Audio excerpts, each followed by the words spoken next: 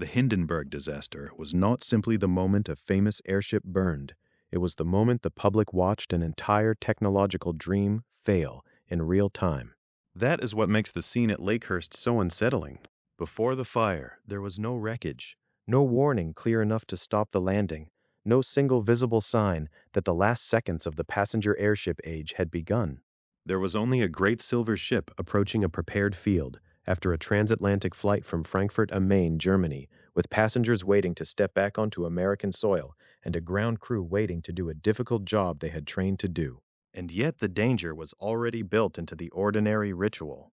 A hydrogen-filled rigid airship did not land like an airplane. It did not simply descend, touch wheels to a runway, and roll to a stop. It came in as a weather-sensitive giant, dependent on wind, weight, ballast, engines, lines, and men on the ground. Its arrival was part aviation, part seamanship, part choreography. The ship had to be brought down, steadied, and secured to a mooring system in the open air. A change in weather mattered. A shift in wind mattered. Static, rain, and atmospheric conditions mattered. The landing field was not just a destination. It was a stage where the forces holding the airship aloft had to be negotiated carefully, in public, and under pressure. On May 6, 1937, that stage was Naval Air Station Lakehurst, New Jersey. Lakehurst was not a random patch of land chosen for convenience. It was one of the important American homes of lighter-than-air flight, a place with Navy personnel, open field space, mooring infrastructure, and a giant hangar that belonged to the history of airships in the United States. Hangar number 1 had been built in 1921. It was immense, 961 feet long, 350 feet wide, and 200 feet high. Its size made sense only in a world that believed flying machines could be as large as ocean liners and would need buildings scaled almost beyond ordinary architecture. By the late 1920s, Lakehurst had become the only United States stopping place for German airships. That fact gave the field a special place in the transatlantic imagination. For passengers, it was the American gate. For reporters, it was a place where a glamorous technology could be watched arriving from Europe. For the Navy, it was an operating environment that demanded discipline and patience. For the ground crew waiting on the field that evening, it was a workplace shaped by wind, rope, command, and timing. The airship approaching them was LZ-129 Hindenburg, operated by Deutsche Zeppelin Reederei. It had departed Frankfurt am Main on May 3, 1937, bound for the United States. Its arrival at Lakehurst should have been part of a continuing routine, another ocean crossing completed by a German rigid airship that had already become a symbol of scale and confidence. But routine can be deceptive when the machine is extraordinary. From a distance, Hindenburg did not look fragile. It looked almost impossible.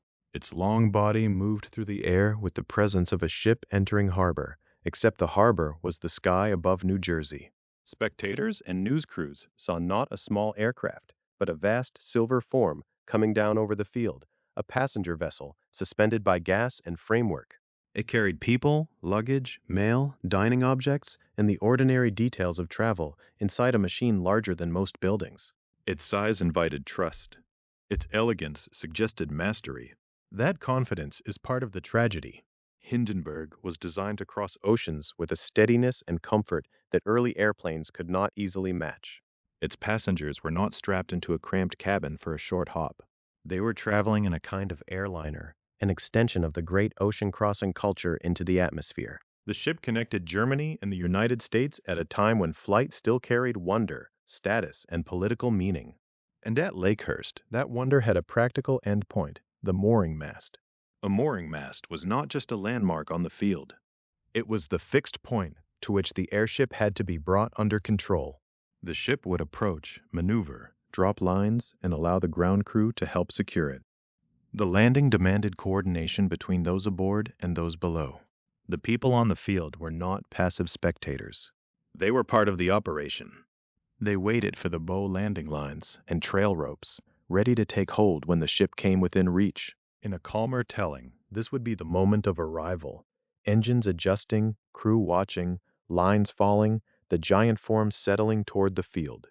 But every detail that made the scene beautiful also made it tense. Hindenburg was filled with hydrogen. That hydrogen gave it lift, held in gas cells inside the rigid frame. Hydrogen by itself was not a villain. It was the reason the ship could fly. But if free hydrogen escaped containment and mixed with air, the situation changed.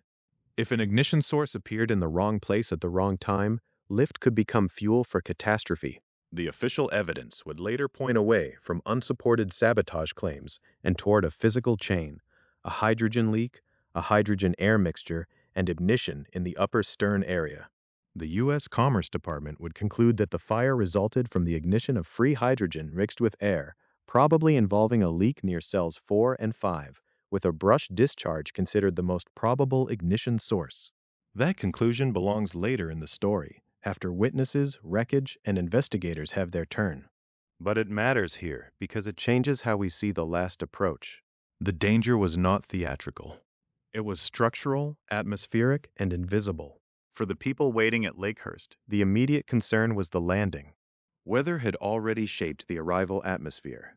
Airships were vulnerable to conditions in ways that heavier-than-air aircraft could sometimes escape by speed or runway procedure. A rigid airship was massive, buoyant, and exposed.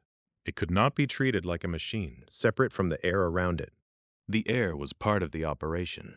Wind could push against the hull. Moisture could affect surfaces. Electrical conditions could matter. Even a routine arrival belonged to a fragile balance. That is why the last approach feels so quiet in memory before it becomes violent. The catastrophe did not announce itself with a long countdown. It came out of a normal landing sequence in front of trained crews, reporters, and bystanders who had gathered because Hindenburg's arrival was newsworthy, not because they expected disaster. Near New York City's media orbit, Lakehurst was close enough for cameras and journalists to make the trip. Hindenburg was a major transatlantic transportation event, and its arrival had public value. Newsreel crews and photographers were there because a German airship docking in New Jersey was still a spectacle of modern life. Their presence would later transform the disaster into something larger than an accident report. But in the moments before the fire, their lenses were trained on an arrival. The ship moved toward its landing field. Its command crew managed the descent. Captain Max Pruss was the commanding officer on the final flight. Captain Ernst Lehmann was also aboard, listed in the Commerce Department report. Below them, men waited to receive the lines. The mooring mast stood ready. The open field held its breath in the way only a working airfield can. Not silent exactly, but focused. What happened next would be measured in seconds. The U.S. Commerce Department report recorded the time of destruction as 6:25 in the evening, Eastern Standard Time. The National Postal Museum states that Hindenburg was destroyed in 34 seconds and crashed tail first. Those numbers are now inseparable from the name of the ship. But before the first visible fire, before the tail fell, before the frame collapsed, there was the strange suspension of a machine, still believed to be under control. Eyewitnesses would later describe a red glow or fire near the upper tail area, close to the stern and upper fin region, shortly after the landing lines dropped. That first visual sign would become one of the key clues. It would lead investigators and historians back toward the upper stern, toward the region of cells 4 and 5, toward the possibility that hydrogen had escaped where no one on the ground could see it clearly, until ignition had already begun. But at the last approach, no one yet had the full sequence. The people on the field had fragments: the great hull, the changing weather, the ropes, the engines, the practiced procedure. The passengers inside had their own fragments: the end of a crossing, the nearness of land, the expectation of disembarking. The reporters had another, a dramatic arrival to record. A disaster is often understood backward. Once the fire is known, every earlier detail seems to tremble with meaning. The mast becomes ominous. The weather becomes a warning. The ground crew becomes a line of men waiting under a doomed ship. The cameras become witnesses to history. But that is not how the evening unfolded for those present. They were standing inside the ordinary logic of a system they still expected to work. That is the tragedy of Lakehurst. It was prepared. It was experienced. It was built for airships. And still, when the fatal chain aligned, preparation could not slow the collapse enough to save everyone aboard. The last approach to Lakehurst was therefore more than the final movement of a single flight. It was the final calm moment of a larger belief that the great rigid airship could remain a safe, luxurious bridge across the Atlantic. To understand why that belief had such power, we have to look closely at the machine itself, not as burning wreckage, but as it appeared before the fire, LZ-129 Hindenburg, a floating ocean liner in the sky. To understand why that final calm at Lakehurst carried so much confidence, we have to see Hindenburg as the people of its time saw it. Not first as a fire, not as twisted derailment on a New Jersey field, but as a working vessel, a German rigid airship with a name, a route, a crew, a company behind it, and a public image that promised something almost impossible, the crossing of an ocean by air with the spaciousness and ceremony of a liner. Its official designation was LZ-129 Hindenburg. It was operated by Deutsche Zeppelin Reederei, the German Zeppelin transport company, created to run these great passenger airships as a serious commercial system. The name Hindenburg would later become inseparable from catastrophe, but before May 6, 1937, it belonged to a machine that represented scale, discipline, and ambition. The dimensions alone forced people to look upward. Hindenburg was approximately 245 meters long, or a little more than 800 feet. Its largest diameter was about 41 meters. It was not shaped like an airplane, and it did not suggest the compact efficiency of the aircraft cabin that would eventually dominate passenger travel. It was a rigid airship, a vast, lightweight framework holding its shape around internal gas cells. Inside that frame were 16 gas cells, capable of holding up to about 200,000 cubic meters of lifting gas. That gas was hydrogen. For the moment, before the later fire returns to the story, it is important to pause with what hydrogen meant in ordinary operation. It was the invisible force that made the entire ship possible. Hindenburg did not fight gravity in the same way an airplane did. It floated because the gas inside its cells was lighter than the air around it. The engines moved it forward, the crew trimmed and handled it, the control surfaces guided it, but the great body of the ship was suspended by gas. The result was a strange combination of delicacy and mass. From a distance, Hindenburg looked solid, almost monumental. Up close, it was a carefully balanced structure of frame, fabric, cells, engines, lines, valves, corridors, and compartments. Its apparent power depended on containment. If the gas remained where it belonged, inside the cells, the ship could cross the Atlantic with an elegance that heavier-than-air aircraft could not yet match in passenger comfort. If containment failed, the same lifting system could become the center of danger. But that contradiction was not what passengers were invited to feel. They entered a machine designed to seem less like an aircraft and more like an ocean liner lifted into the sky. This was central to Hindenburg's appeal. Early long-distance aircraft travel could be cramped, noisy, and physically tiring. The airship offered another idea of modern movement, slower than the fastest aircraft might one day become, but spacious, deliberate, and almost ceremonial. It presented the Atlantic crossing not simply as transportation, but as an experience. That comparison to a liner was not just poetic. The airship's mission was transatlantic service.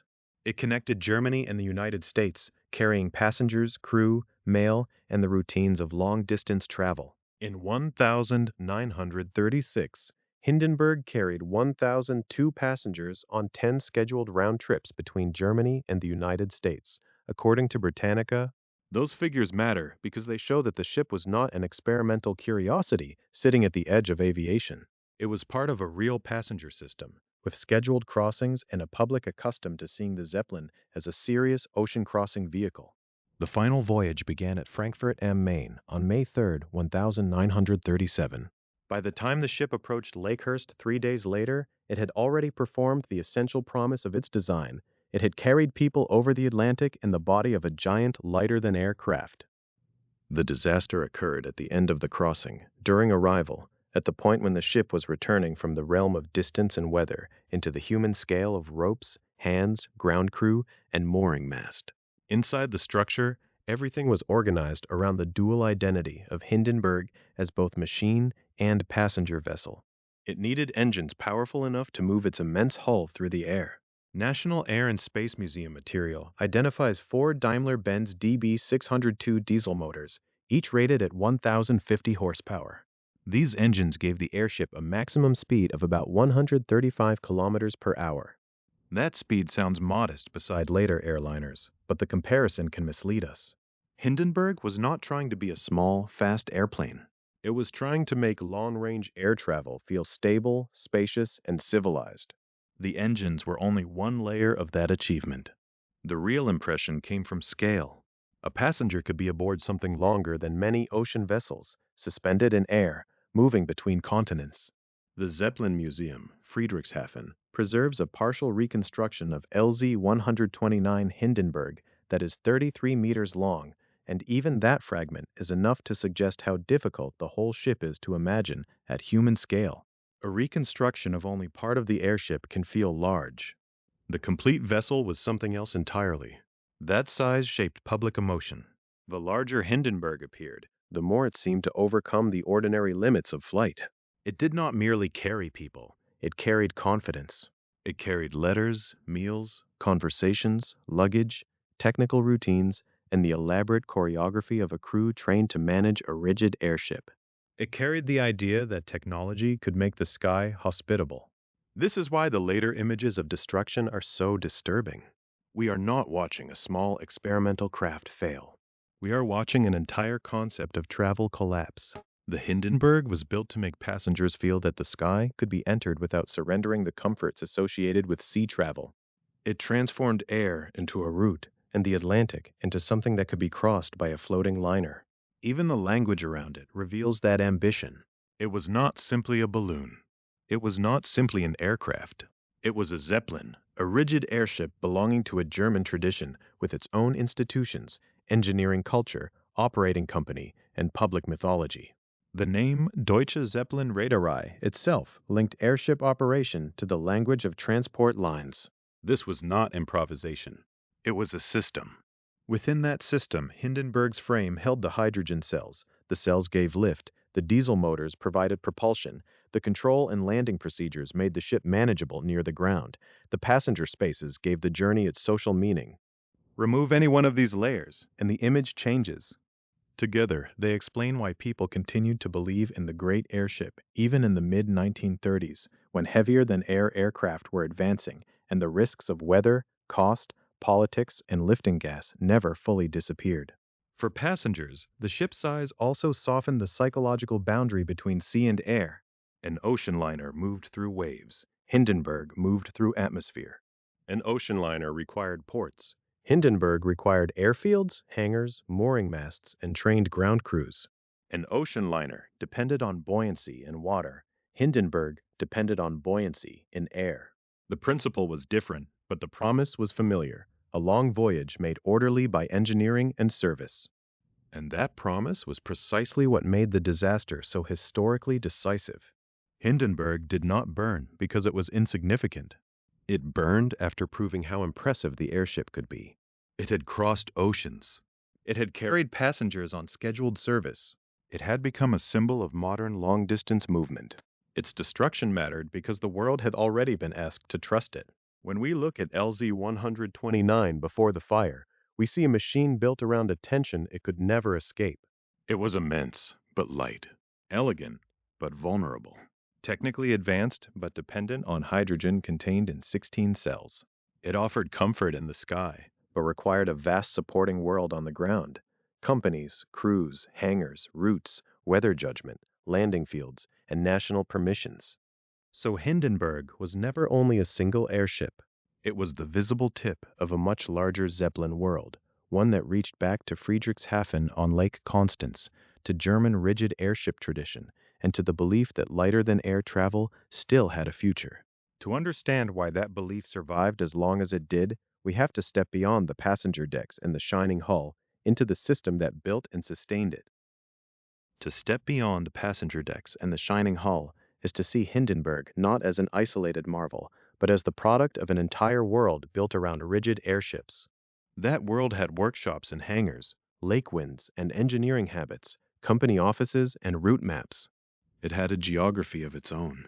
On one side of the Atlantic stood Germany, with Friedrichshafen on Lake Constance as a major Zeppelin center. On the other stood Lakehurst, New Jersey, the American airship gate. Between them stretched the ocean routes that made the Zeppelin dream feel, for a time, not experimental, but operational.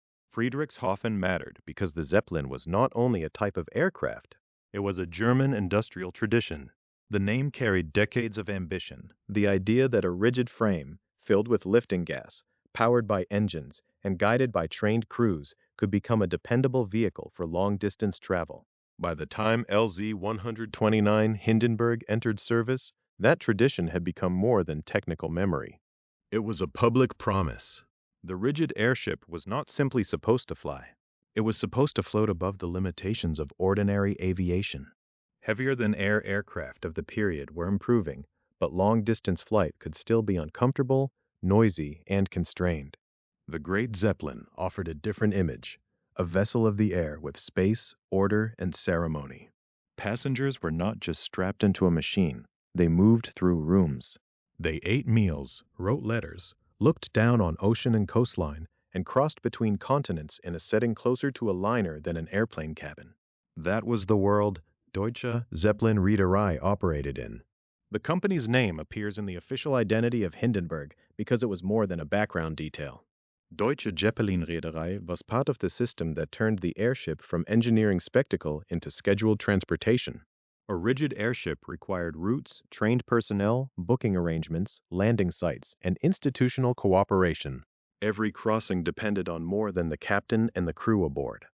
It depended on weather judgment, ground handling, maintenance culture, and permission to move through international airspace during a politically tense decade. In the mid-1930s, that system could still look powerful.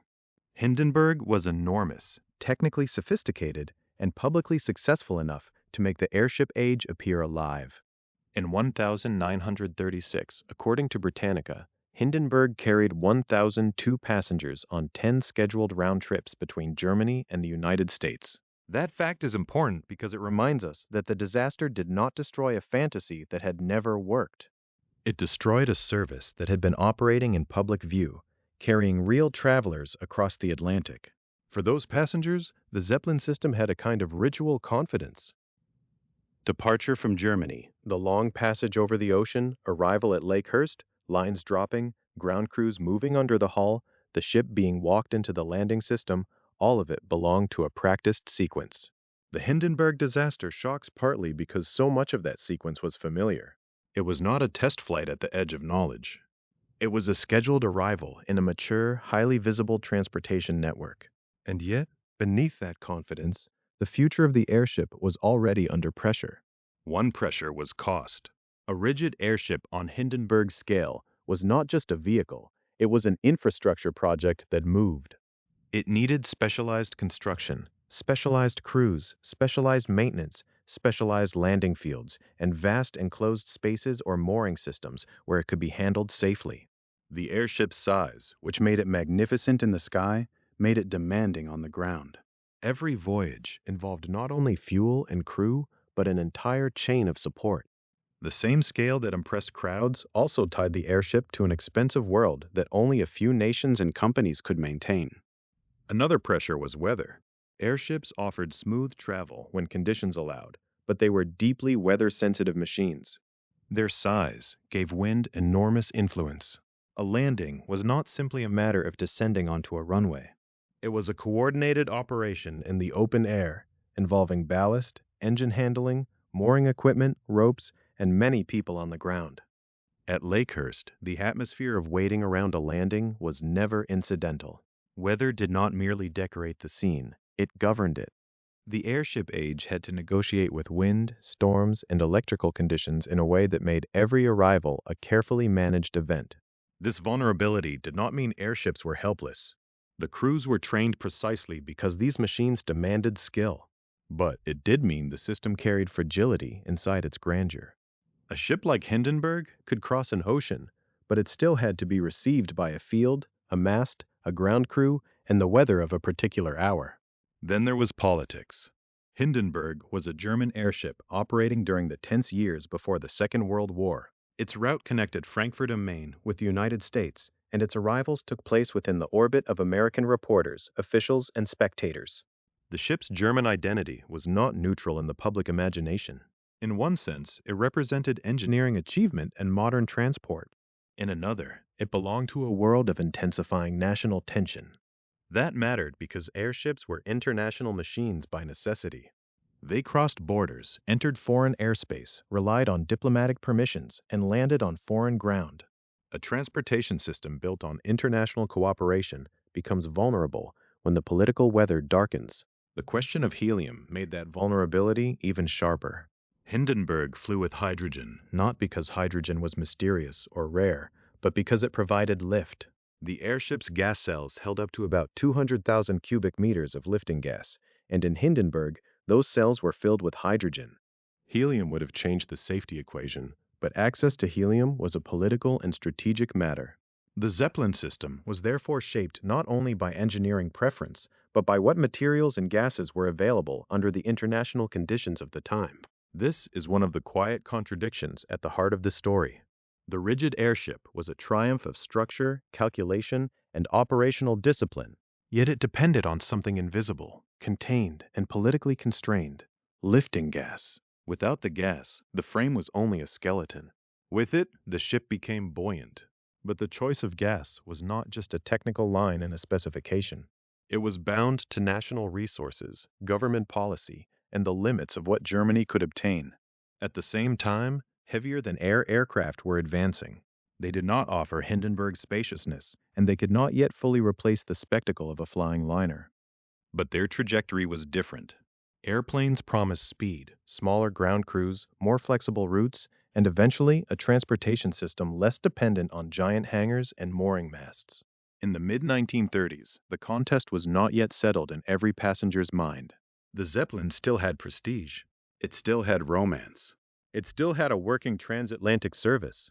But the pressure was there. Seen from Friedrichshafen, the airship world was therefore both mature and threatened. It had history, expertise, and public admiration. It had institutions like Deutsche Zeppelin Reederei and places like Lake Constance where the Zeppelin tradition could be built, maintained, and displayed. It had Lakehurst across the ocean, with its lighter-than-air infrastructure and its role as the United States stopping place for German airships during the late 1920s.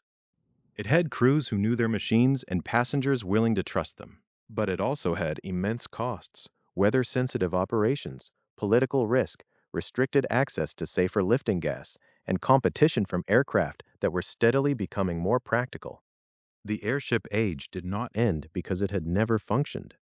It ended because its functioning depended on a delicate arrangement of technology, economics, weather, and international trust. That is why Hindenburg's destruction carried such symbolic force.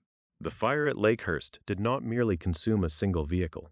It exposed the hidden fragility of a whole system that had seemed, from a distance, almost invincible. The gleaming hull, the ocean-crossing schedule, the trained company, the German engineering tradition, the landing field in New Jersey, all of it had given the impression of permanence. But at the center of that system was the same element that made the ship rise in the first place. Hydrogen gave Hindenburg its lift.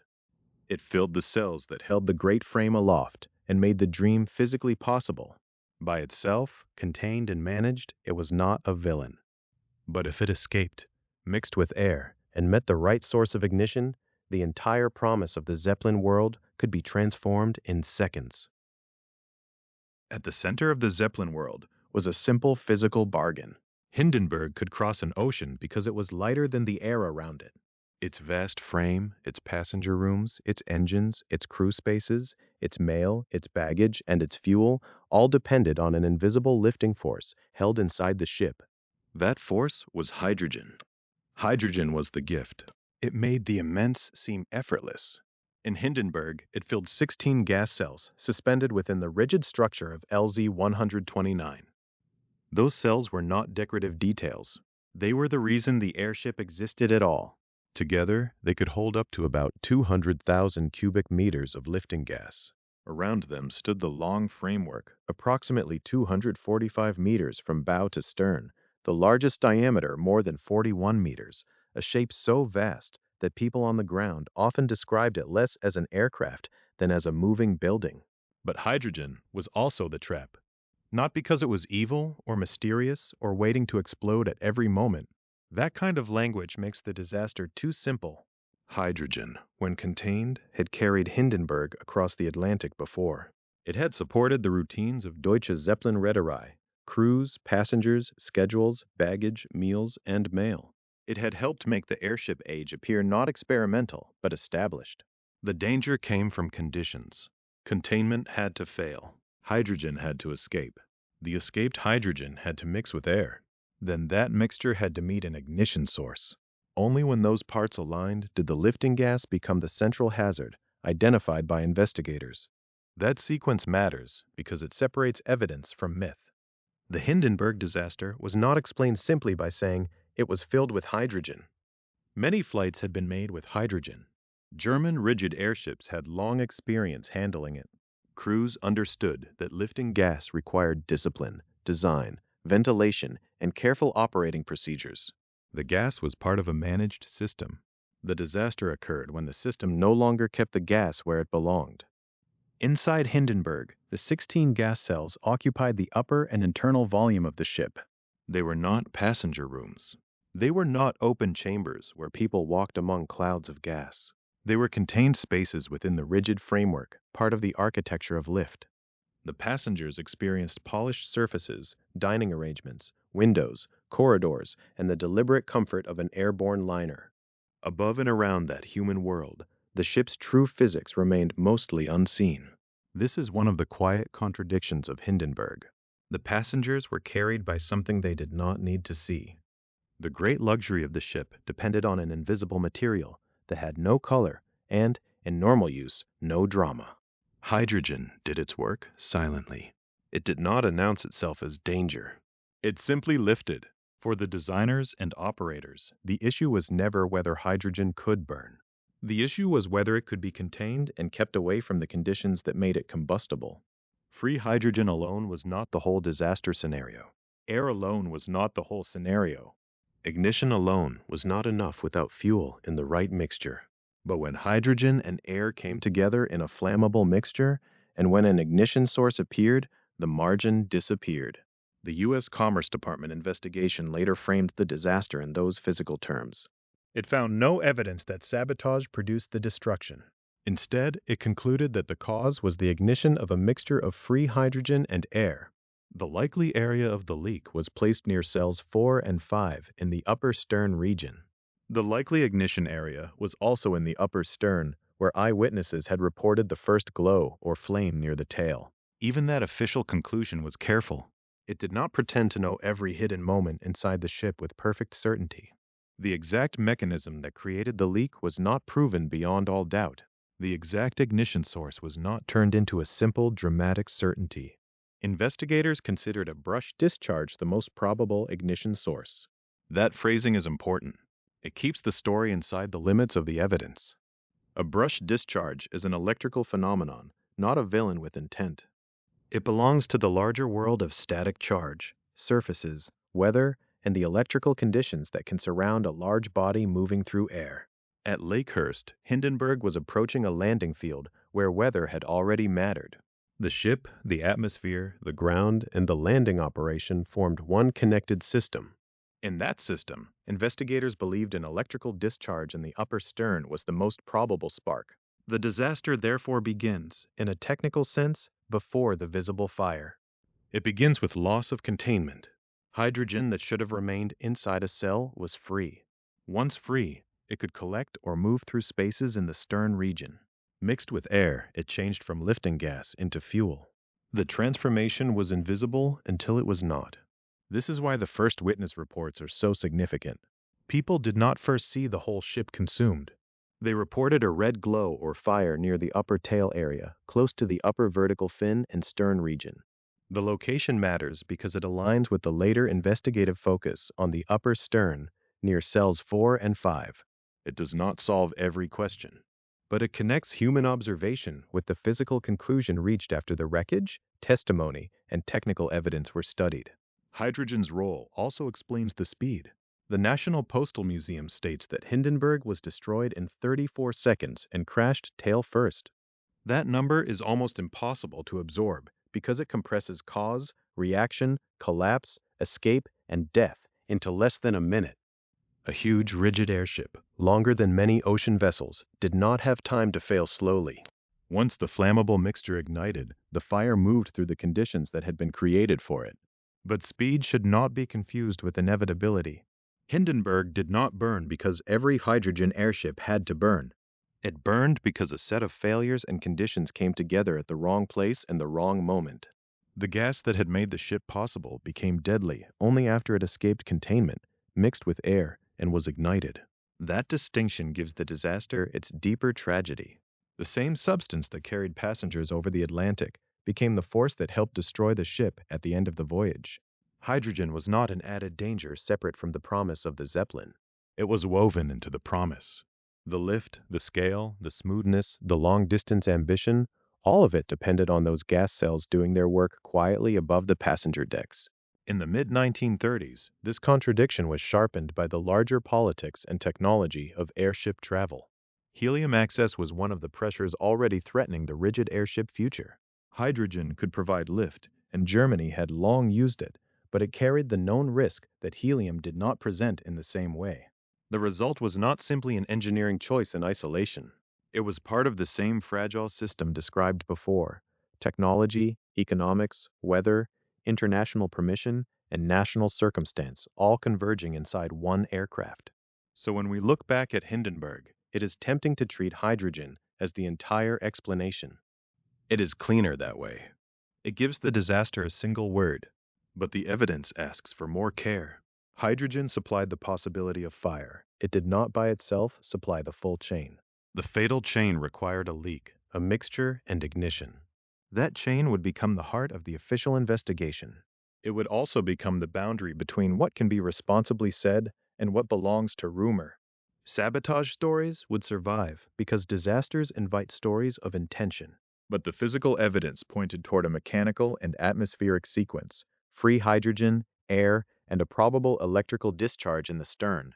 Before that sequence became a report, however, it became an event on a field in New Jersey. The gas cells, the stern, the landing lines, the weather-sensitive approach, all of it came together at Naval Air Station Lakehurst. And Lakehurst was not just an open patch of ground waiting beneath the ship. It was America's airship gate, a place built for these giants, with its own history, infrastructure, Navy personnel, and memory. The danger inside Hindenburg would reveal itself there, in a landscape already shaped by the rise of lighter-than-air flight. Before the danger inside Hindenburg became visible, it had to arrive somewhere. It had to descend out of the Atlantic crossing into a real landscape, with ropes, masts, men, weather reports, and procedures waiting below. That place was Naval Air Station Lakehurst, New Jersey. And by the time Hindenburg approached it in May of 1937, Lakehurst was far more than a convenient field near the American coast. It was one of the few places in the United States built to receive a machine of that scale. Airships needed a different kind of harbor. A steamship could enter a port through a channel and tie up beside a pier. An aircraft could land on a runway and roll to a stop. But a rigid airship belonged to a more delicate world. It moved through the air with the mass and presence of a vessel, yet it could be pushed, lifted, or turned by the atmosphere around it. It needed space. It needed trained hands. It needed ground crews who understood that the ship was not simply landing, but being caught. Lakehurst was built around that understanding. The station sat in New Jersey, within reach of the great media and passenger world of New York, yet with enough open land for lighter-than-air operations. Its importance was not accidental. The National Park Service identifies Lakehurst as the only United States stopping place for German airships during the late 1920s. That fact matters because it tells us something about the geography of the Zeppelin age. These ships did not just cross oceans by daring alone. They crossed by using a chain of specialized places, and on the American side of the route, Lakehurst was the gate. When German airships came west, this was where the American continent received them. The most visible symbol of that role was Hangar Number 1. Built in 1921, it was a structure on a scale that seems almost architectural rather than industrial. It measured 961 feet long, 350 feet wide, and 200 feet high. Those measurements were not decorative. They were a response to the physical demands of lighter-than-air flight. A hangar for airships had to swallow length, height, and volume. It had to protect a fragile giant from wind while still allowing that giant to enter and leave. Inside such a building, an airship could become less like a vision and more like a machine under care. Fabric surfaces, metal structure, gas cells, control areas, and engines could be inspected. Crews could work without the full pressure of the weather. The hangar was shelter, workshop, and cathedral all at once. Its very size announced that the United States Navy had once taken the airship seriously enough to build for it at monumental scale. Lakehurst had its own American airship history long before Hindenburg's final arrival. It was a center of Navy lighter-than-air operations, a place where the techniques of handling immense buoyant craft were practiced, refined, and institutionalized. The field carried memory. It had seen the ambitions of American airship experimentation, the discipline of military crews, and the daily realities behind a technology that often appeared, from a distance, graceful and effortless. That is one of the quiet truths of the Hindenburg story. The spectacle in the sky depended on labor on the ground. A landing required coordination between the ship and the field. The airship was not simply a vehicle descending to Earth. It was a moving body with enormous surface area, sensitive to wind and balance. Ground personnel had to be ready to take lines, manage tension, and bring the ship under control. The mooring infrastructure at Lakehurst existed for that purpose. The mast, the open landing field, the trained Navy personnel, all of it formed the receiving apparatus for a machine that could not just pull into port. The mooring mast itself was part of the ritual. To spectators, it could seem like the fixed point in a graceful maneuver, a vertical structure waiting to meet the bow of a vast ship. But the mast also represented the problem airships always carried with them. They were free in the sky, but at the moment of arrival, they had to be made obedient to the earth. Every landing was a negotiation between buoyancy, wind, weight, propulsion, and human judgment. At Lakehurst, that negotiation happened in public. By the mid-1930s, Hindenburg's arrival in New Jersey was a transportation event. It connected Germany and the United States, Frankfurt am Main, and the American coast, the Zeppelin system, and the public imagination. Reporters and newsreel crews could come because the arrival of a transatlantic airship was not ordinary. Even routine operations carried ceremony. A passenger liner of the air crossing the Atlantic still drew attention, and Lakehurst was the stage prepared for its entrance. The station's position near New York's media orbit only increased its significance. A great airship arriving at Lakehurst was close enough to become news not just in technical circles, but in the wider American public sphere. Cameras could be present. Commentators could be present. Spectators could watch a technology that seemed to bring the future down low enough to be seen. And yet, beneath that public image, Lakehurst remained a working naval station. It was not a showground built for wonder. It was a place of procedure. Its personnel understood that weather mattered. They understood that a landing could be delayed, adjusted, or complicated by atmospheric conditions. They were part of a culture that treated airships not only as symbols, but as vessels requiring discipline. That distinction is important. The disaster did not happen because a mysterious machine drifted into an unprepared field. It happened at a site designed for airships, among people trained to handle them. The presence of proper infrastructure does not remove risk. Sometimes it makes the risk more painful to understand. Lakehurst was exactly the kind of place where Hindenburg was supposed to be received safely. This is why the landing site becomes more than background. Lakehurst was a character in the story because it embodied the confidence of the airship age. Its hangar, mast, field, and Navy crews showed that governments and institutions had invested in these giants. They had made room for them. They had built doors wide enough and high enough. They had trained men to take the ropes.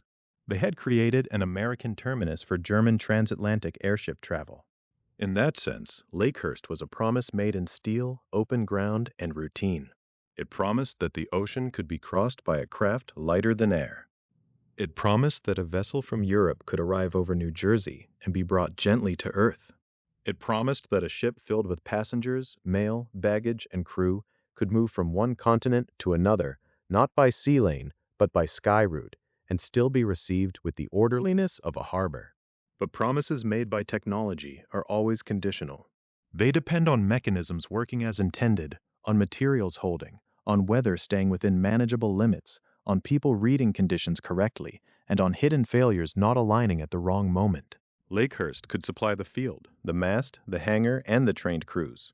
It could not remove every uncertainty carried inside an approaching airship.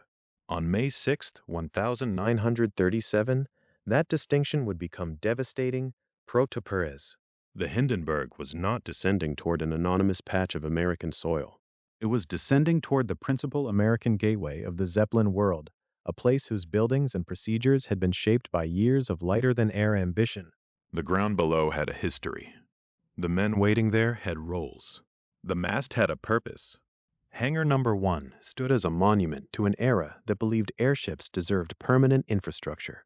And overhead, coming toward that infrastructure, was LZ-129 Hindenburg, completing the last miles of a route that had begun in Frankfurt am Main. The crossing had its own human world aboard: officers, crew, passengers, and names that would soon be preserved in reports and memories. Among them were Captain Max Pruss, commanding the final flight, and Captain Ernst Lehmann, listed aboard by the Commerce Department report. Before Lakehurst became the scene of destruction, it was the intended end of their voyage, the American gate at the close of a transatlantic passage. From Lakehurst, the final voyage can be imagined backward: the open landing field in New Jersey, the mooring mast, the Navy personnel, the giant hangar, and above them, the silver hull of LZ-129 Hindenburg, arriving from across the Atlantic. But for those aboard, the journey had not begun as an ending. It began as a scheduled crossing from Frankfurt am Main, Germany, on May 3, 1937, bound for the United States. That date matters because it gives the disaster its frame. Hindenburg did not appear suddenly over Lakehurst as an isolated object in the sky. It followed the route logic of a transatlantic airship service, Germany to America, the old world of Zeppelin engineering reaching toward the American airship gate. The crossing belonged to a system of timetables, crews, passenger expectations, mail handling, weather judgment, and arrival procedures. By the time the ship came down toward New Jersey on May 6th, it had already carried its people through days of ocean air. In the official records, the voyage is reduced by necessity to names, roles, timings, and findings. The U.S. Commerce Department report lists the ship, its personnel, the circumstances of the landing, and the conclusions of the investigation.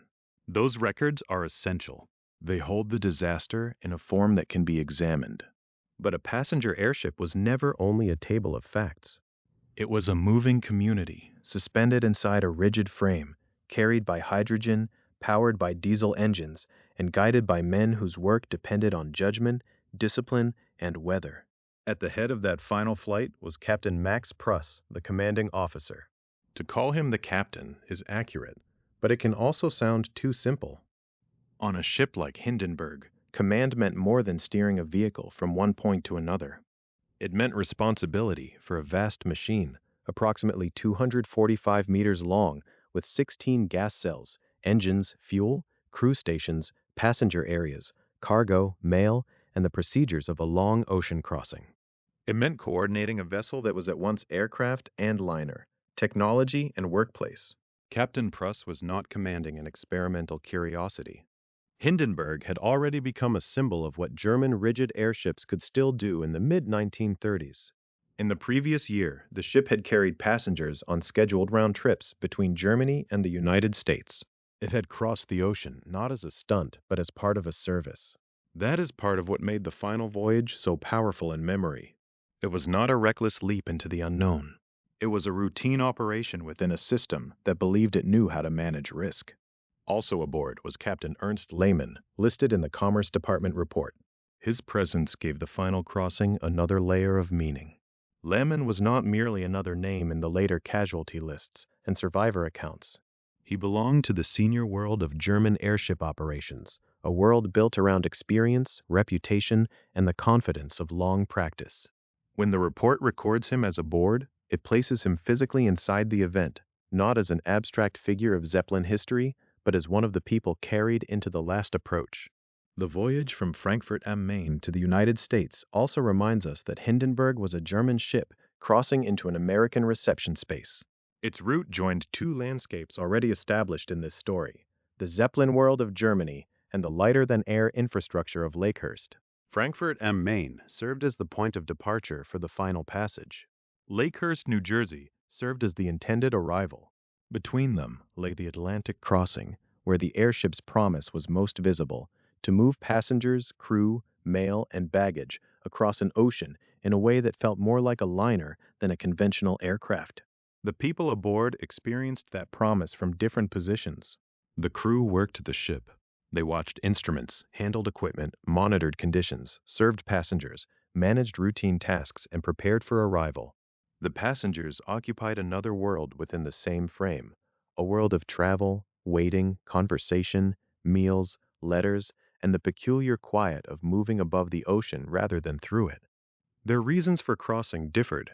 Their names would later be preserved because disaster made them historical. But before that, they were travelers. This distinction matters. Disasters often flatten human beings into totals. Hindenburg carried 97 people at the time of the disaster. 35 aboard died. 62 people on board survived. One member of the ground crew was also killed. Those numbers are necessary, and later they will be faced directly. But on May 3rd, as the ship departed Frankfurt am Main, those outcomes had not yet arrived. The people aboard were not yet survivors or victims. They were passengers and crew beginning a transatlantic voyage. Inside that voyage, command and service existed side by side. The captain and officers dealt with the movement of a hydrogen-filled rigid airship through weather and distance. Engineers and crew members tended the machinery and structure that kept it moving. Passenger stewards and other service staff supported the liner-like experience that distinguished Hindenburg from the cramped cabins of early, heavier-than-air flight. The same frame held professional routine and private expectation. That is one of the quiet tensions of the final crossing. The ship was extraordinary as technology, but the lives inside it were often ordinary. The route itself also carried political and cultural weight, though the immediate mechanics of the voyage remained practical. Hindenburg belonged to Deutsche Zeppelin Reederei, and it moved under the identity of a German airship in the tense years before the Second World War. Its arrival in the United States drew attention, not only because it was large and impressive, but because it was part of a visible transatlantic connection. Newsreel crews and reporters came to Lakehurst because an arrival like this was newsworthy even before anything went wrong. The disaster became a media event because cameras were already watching a transportation event. Still, aboard the ship, the crossing was not being lived as future footage. It was lived in hours. The Atlantic below.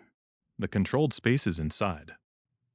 The low vibration of engines. The careful management of lift, ballast, fuel, and direction. The expectation of landfall. Hindenburg's great size can make it seem detached from human scale, but every voyage depended on human attention. A rigid airship was not simply launched and left to glide. It had to be handled continuously. The crossing was an act of management over distance. By May 6th, the ship's destination was no longer an abstraction. Naval Air Station Lakehurst waited as the American end of the line. The landing would require coordination between the airship and the ground, between those aboard and the men below. It would involve approach, adjustment, ropes, and timing. In ordinary circumstances, these were the final rituals of arrival. For passengers, they meant the end of the ocean crossing. For the crew, they meant the demanding last phase of a long operation. For the observers at Lakehurst, they meant the return of a familiar giant to a field built for such machines. What gives the final crossing its sadness is that nothing about its beginning announced catastrophe. The departure from Frankfurt am Main on May 3rd was part of a known route framework. The destination was known. The institution operating the ship was known. The commanding officer was known. The presence of Captain Ernst Lehmann was recorded. The ship's identity, LZ-129 Hindenburg, was already established in the public imagination. The voyage had all the markings of order, and yet history often turns on the failure of order at the edge of routine. The final crossing carried not only officers and passengers, but objects of daily life, correspondence, baggage, dining pieces, documents, and small traces of ordinary intention. More than 17,000 pieces of mail were aboard, moving with the passengers through the same air, toward the same landing field. Most would not survive.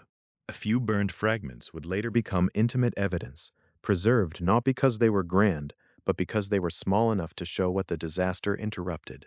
Before the fire, before the newsreels, before the 34 seconds that fixed Hindenburg in public memory, there was this crossing from Frankfurt am Main, a ship in service, a crew at work, passengers in transit, and mail being carried across the ocean. The final voyage was not only the movement of a machine toward Lakehurst. It was the movement of ordinary lives inside an extraordinary vessel, approaching the moment when the record of travel would become the record of loss. The final voyage was not only a line drawn across the Atlantic. It was a lived space. Inside LZ 129 Hindenburg, the crossing from Frankfurt am Main carried schedules, conversations, meals, work, sleep, private worries, and the quiet confidence that comes from travel becoming routine. The airship was extraordinary in scale and engineering, but many of the things moving inside it were small. A cover addressed by hand, a dining object set down after use, a piece of baggage, a family's travel document, a letter sent ahead of a person or following behind one. That is why the human evidence of Hindenburg matters so deeply. The disaster is remembered for flame and collapse, for the image of a great rigid airship falling at Naval Air Station Lakehurst. But before the fire, the ship was also a carrier of ordinary life. It had passengers who were not thinking of themselves as future names in an accident report. It had crew members performing practice tasks in a long-established airship system. And it had mail, more than 17,000 pieces of it, traveling across the ocean inside the same vessel toward the same American landing field. Mail gives the story a different scale. A rigid airship, more than 240 meters long, can seem almost too large to understand. Its gas cells, diesel motors, framework, and hull belong to the world of engineering. But a letter brings the catastrophe back to the size of a hand. It suggests a sender, a recipient, a reason for writing, a place of origin, and a hoped-for arrival. Each piece was part of a chain of intention. Someone expected it to be delivered. Someone else may have been waiting for it. The National Postal Museum preserves this side of the Hindenburg story with unusual intimacy. Its account of the disaster emphasizes that postal officials salvaged only about 160 burned pieces of mail from more than 17,000 pieces carried aboard. That survival rate is stark. The ship was destroyed in seconds, but the mail tells us that destruction did not erase everything evenly. Most of those thousands of messages vanished. A tiny number endured, damaged, and blackened, and were later protected as evidence of both transportation history and personal loss. The surviving Hindenburg mail is not clean evidence. It is not preserved in the way a planned archive is preserved, neatly filed and complete. It is wounded material. Burned covers, scorched edges, partial addresses, and fragile paper have to be handled as relics of heat, smoke, water, and impact. Protective glassine envelopes become part of the story because they show how delicate these fragments are. Glassine is thin and smooth, used to protect vulnerable paper while still allowing it to be seen. Around Hindenburg mail, it becomes almost ceremonial, a clear barrier between the present and the burned edge of the past. There is something powerful in that. A massive airship required hangars, mooring masts, trained crews, weather judgment, international routes, and industrial systems. But decades later, some of the most direct evidence of life aboard can rest in a small, transparent sleeve. The glassine envelope does not restore the letter. It cannot return the ship to its approach over Lakehurst. It simply keeps the remaining fragment from falling apart. In doing so, it turns preservation into a quiet act of respect. The National Postal Museum's Hindenburg material also connects the mail to named people, not just postal statistics. One documented example involves Hermann Dooner and his family, through a salvaged onboard cover. That kind of object changes the emotional temperature of the record. It reminds us that the airship's passenger list was made of households, relationships, plans, and separations. The donor family was not an abstraction inside a famous disaster. Like others aboard, they belong to the human world of the crossing. Family movement, private conversation, the expectation of arrival, and the ordinary vulnerability of travel. Hindenburg's luxury has to be understood in that same human way. It was not luxury as an empty display. It was the attempt to make long-distance air travel feel stable, civilized, and ocean liner-like. Earlier chapters placed Hindenburg as a machine and as a passenger liner in the sky. Here, the point is more personal. Comfort created routines. Dining spaces gave passengers a place to gather. Objects used at table marked the passage of time during the flight. Meals divided the crossing into familiar intervals. A cup, a plate, a utensil, a menu, or a chair belonged to a world in which the transatlantic journey was not only endured, but inhabited. These details matter because catastrophe tends to flatten time. Once the fire begins, everything is compressed into the famous 34 seconds. The mind jumps toward the final image, the tail falling, the frame burning, the people trying to escape. But before those seconds, there were hours of continuity. Crew members kept watch and maintained operations. Passengers looked out from the ship, rested, talked, wrote, read, and waited. Mailbags held thousands of private messages moving through an official system that assumed the voyage would end with sorting, forwarding, and delivery. In that sense, Hindenburg carried two kinds of confidence.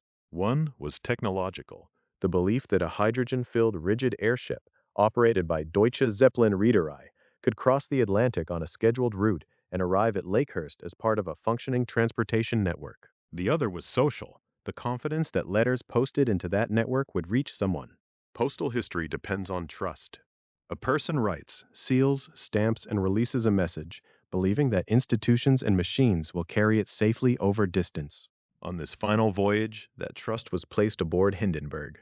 The disaster would break that chain. Not completely, because about 160 burned pieces did survive, but almost completely. More than 17,000 pieces of mail had entered the ship's story as routine cargo. After the fire, the fragments became something else. They were no longer merely letters in transit. They became witnesses. A salvaged cover can show where ordinary life met extraordinary violence. Its burned surface carries the physical trace of the disaster more intimately than a broad photograph can. Newsreel film shows the whole ship collapsing. A postal fragment shows what that collapse did to paper. It lets the viewer imagine scale in reverse, from the great silver hull down to a single envelope, from the public image down to a private address. This is one reason museum preservation is so important in the Hindenburg story. Institutions such as the National Postal Museum do not only preserve the spectacular, they preserve the incomplete. They allow evidence to remain visible even when it is damaged, and they help keep the disaster from becoming only a symbol. Hindenburg was not simply the end of the airship age. It was a place where people had been traveling, working, eating, writing, and carrying messages across the ocean. The same is true of surviving dining objects and other material traces. They make the airship's interior imaginable without turning it into fantasy. The Zeppelin Museum, Friedrichshafen's partial reconstruction of LZ-129 Hindenburg, helps modern visitors understand the scale and interior life of the ship, but the surviving objects and mail carry a different authority. They were not reconstructions. They belong to the world that was interrupted. That interruption is the key to this chapter. The luxury, the letters, the routines, and the family traces all point toward a single fact. Before Lakehurst became a disaster scene, it was a destination. Every object aboard had been moving toward arrival. Every letter in the mail had been moving toward delivery. Every passenger had been moving toward the next part of life. Outside, at Naval Air Station Lakehurst, the landing field waited with its mooring infrastructure and ground crew. Inside the ship, the ordinary world of travel was nearing its end without knowing it. The mail was still mail. The dining objects were still objects of service. The passengers were still passengers, not yet survivors or victims. Hindenburg descended toward the field, carrying all of it, the grand machinery and the fragile paper, the public symbol and the private message, until attention shifted from life inside the ship to the ropes, the mast, the waiting crew below, and the final maneuver over Lakehurst. By the time attention shifted from the passenger spaces to the landing field, Hindenburg was no longer simply a vessel completing an ocean crossing.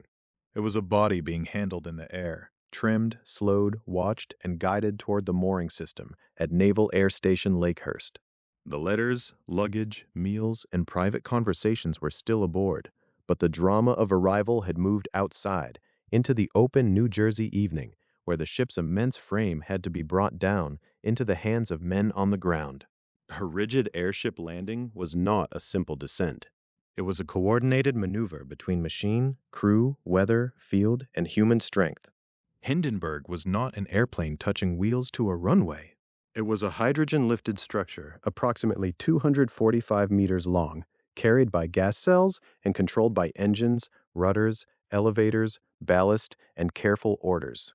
To land it, the crew had to bring the ship low enough for lines to be dropped and taken by the ground party, but not so low or so fast that the vast hull became unmanageable. At Lakehurst, the setting had been built for this kind of work. The field was part of the United States lighter-than-air world, with mooring infrastructure, Navy personnel, and Hangar Number 1 nearby, the enormous structure that had long marked Lakehurst as a major airship station.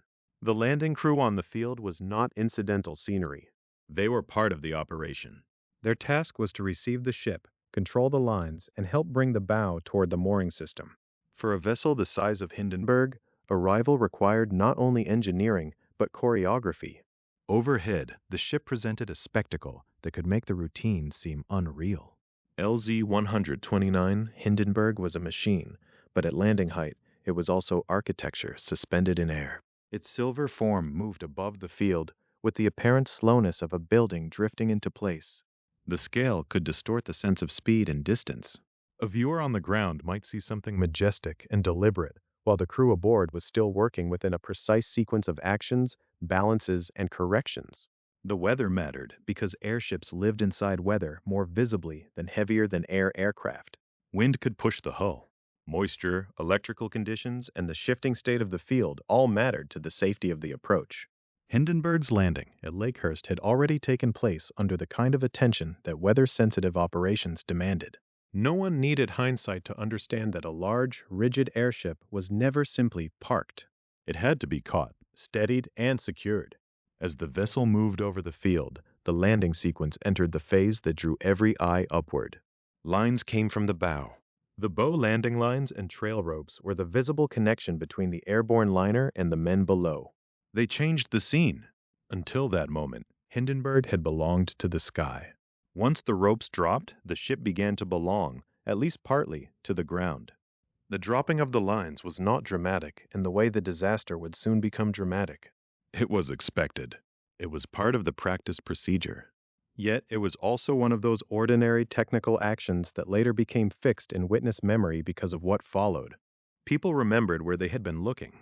They remembered the ship's attitude, the ropes, the men preparing to take them, the sense that arrival was underway. The very normality of the maneuver became important because it marked the last visible stage before the first signs of fire.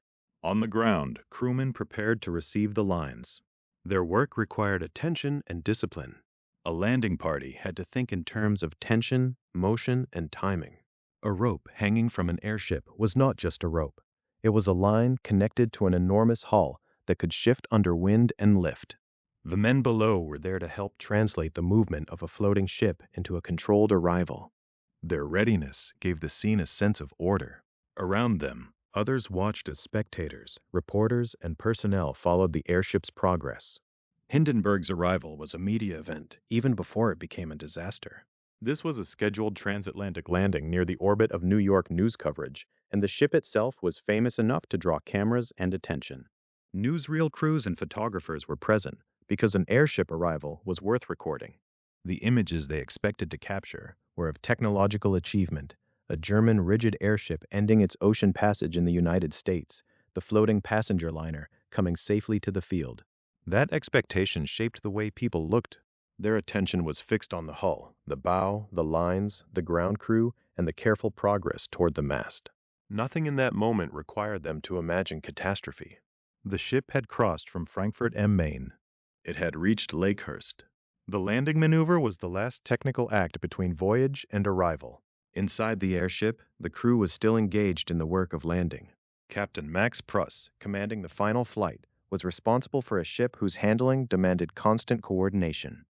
Captain Ernst Lehmann was also aboard, listed in the Commerce Department report. The precise human positions and perceptions inside the ship would later become part of the larger record, but at this moment, the exterior scene tells us something essential. Hindenburg was not in freefall, not yet a wreck, not yet a symbol. It was under control enough to be making its landing. That is why the final maneuver matters Disasters often become compressed in memory into one violent image: fire, collapse, impact.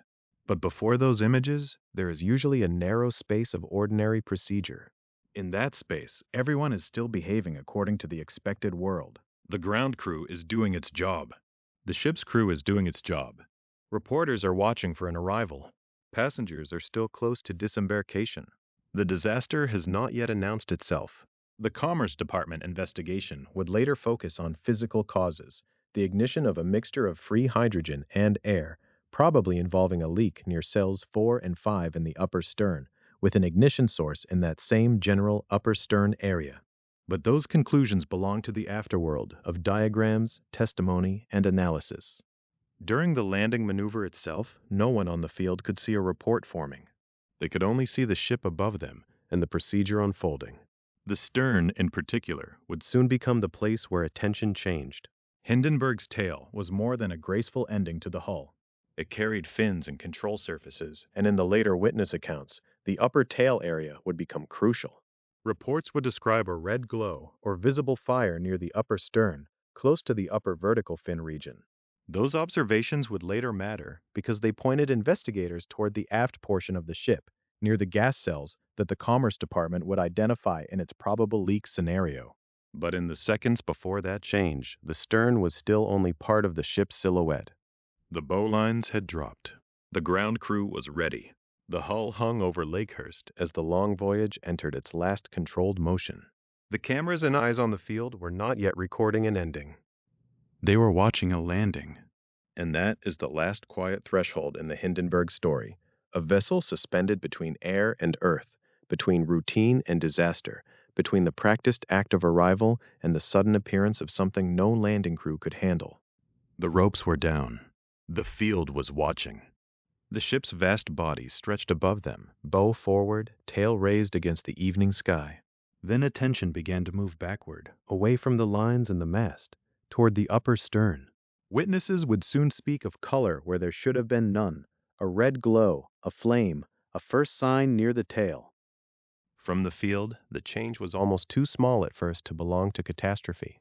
A landing was still underway. The bowlines had come down. The ground crew at Naval Air Station Lakehurst was positioned for work.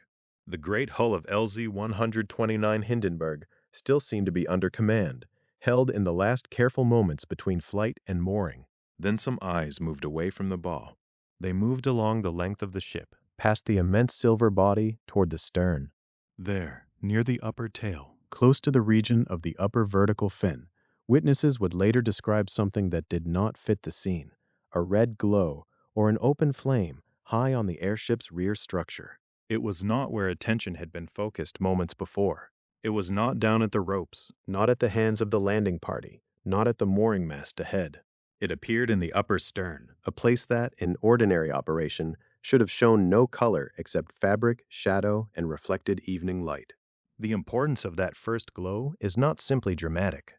It became one of the key pieces of the disaster's physical geography. Later, the United States Commerce Department investigation would conclude that the accident was caused by ignition of a mixture of free hydrogen and air. The report did not prove sabotage. It did not turn the disaster into a solved mystery in every detail, but it did narrow the likely region of the leak to the upper stern near gas cells 4 and 5, and it placed the ignition source in that same general area. So when witnesses spoke of red light near the tail, they were not merely describing fear. They were marking the place where the investigation would later search for the beginning.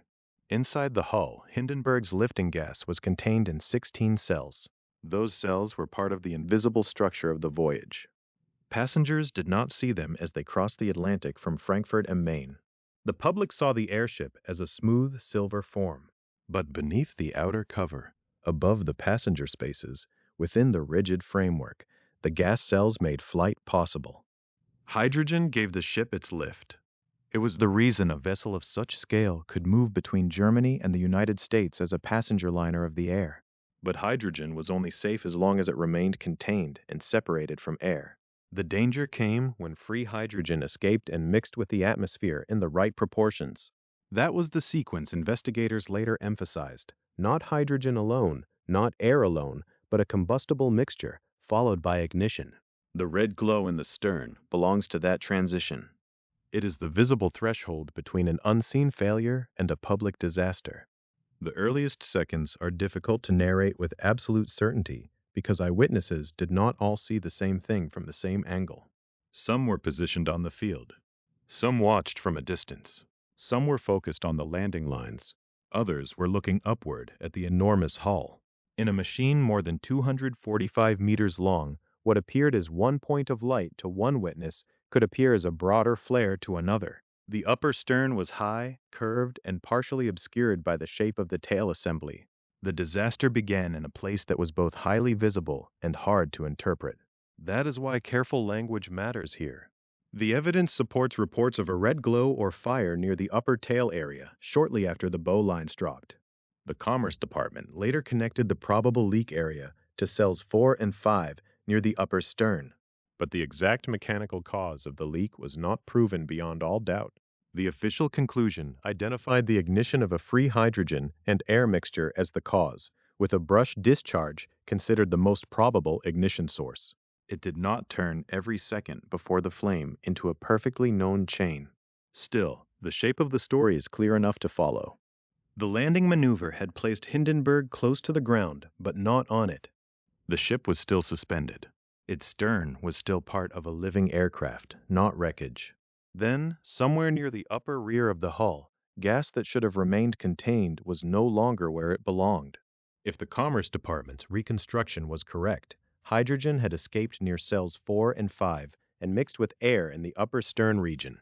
At that point, the airship carried within or around its structure an invisible hazard, a pocket of mixture waiting for ignition. A red glow is what comes after invisibility ends. For the people watching, it must have been a moment of mental delay. A flame on a camp stove or in a fireplace is immediately understood. A flame on the upper tail of a hydrogen-filled airship is not. The scale was too large. The setting was too formal. The landing was too familiar to the crews who had prepared for it. A viewer might have needed a fraction of a second simply to accept that the color was real. That fraction mattered, but it was not enough to change the outcome. Hindenburg's tail region was not an isolated ornament. The stern contained structure, fins, control surfaces, gas cell areas, and the rear portion of the long framework that held the ship's form. A fire there did not merely threaten a surface. It threatened the balance of a vessel held aloft by hydrogen, distributed through its cells. Once flame appeared in the stern, the disaster began to move from a local event to a structural one. The red glow also helps explain why the collapse that followed was tail first. The National Postal Museum states that Hindenburg was destroyed in 34 seconds and crashed tail first. That later fact is foreshadowed in these first reports. The beginning was not at the bow, where the landing lines had drawn so much attention. It was not first understood as a ground accident or a failure at the mast. The visible start was high and aft near the tail. The ship's rear would become the first great area of failure, pulling the narrative of the disaster backward from the very direction the landing crew had been watching. This is one of the cruel reversals of the Lakehurst scene. The landing operation focused people forward. The bowlines mattered because the ship was to be received, steadied, and brought toward the mooring system. The men on the ground were part of a practiced procedure.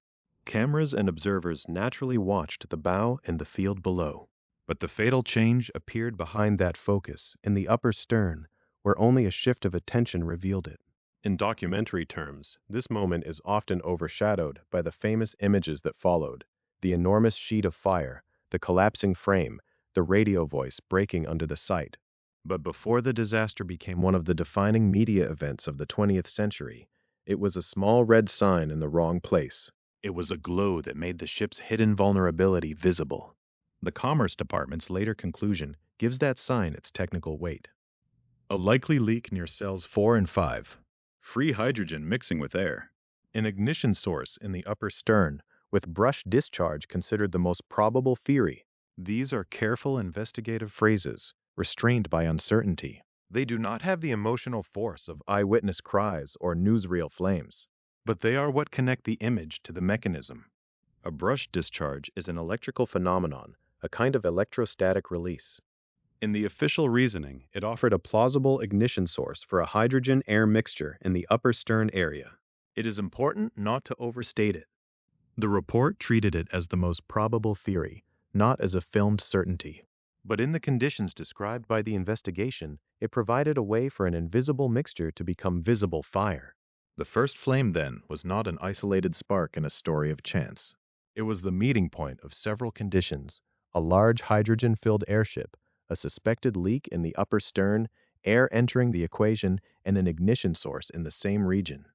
Each condition alone might have remained manageable or harmless. Together, they produced the first visible break in the voyage.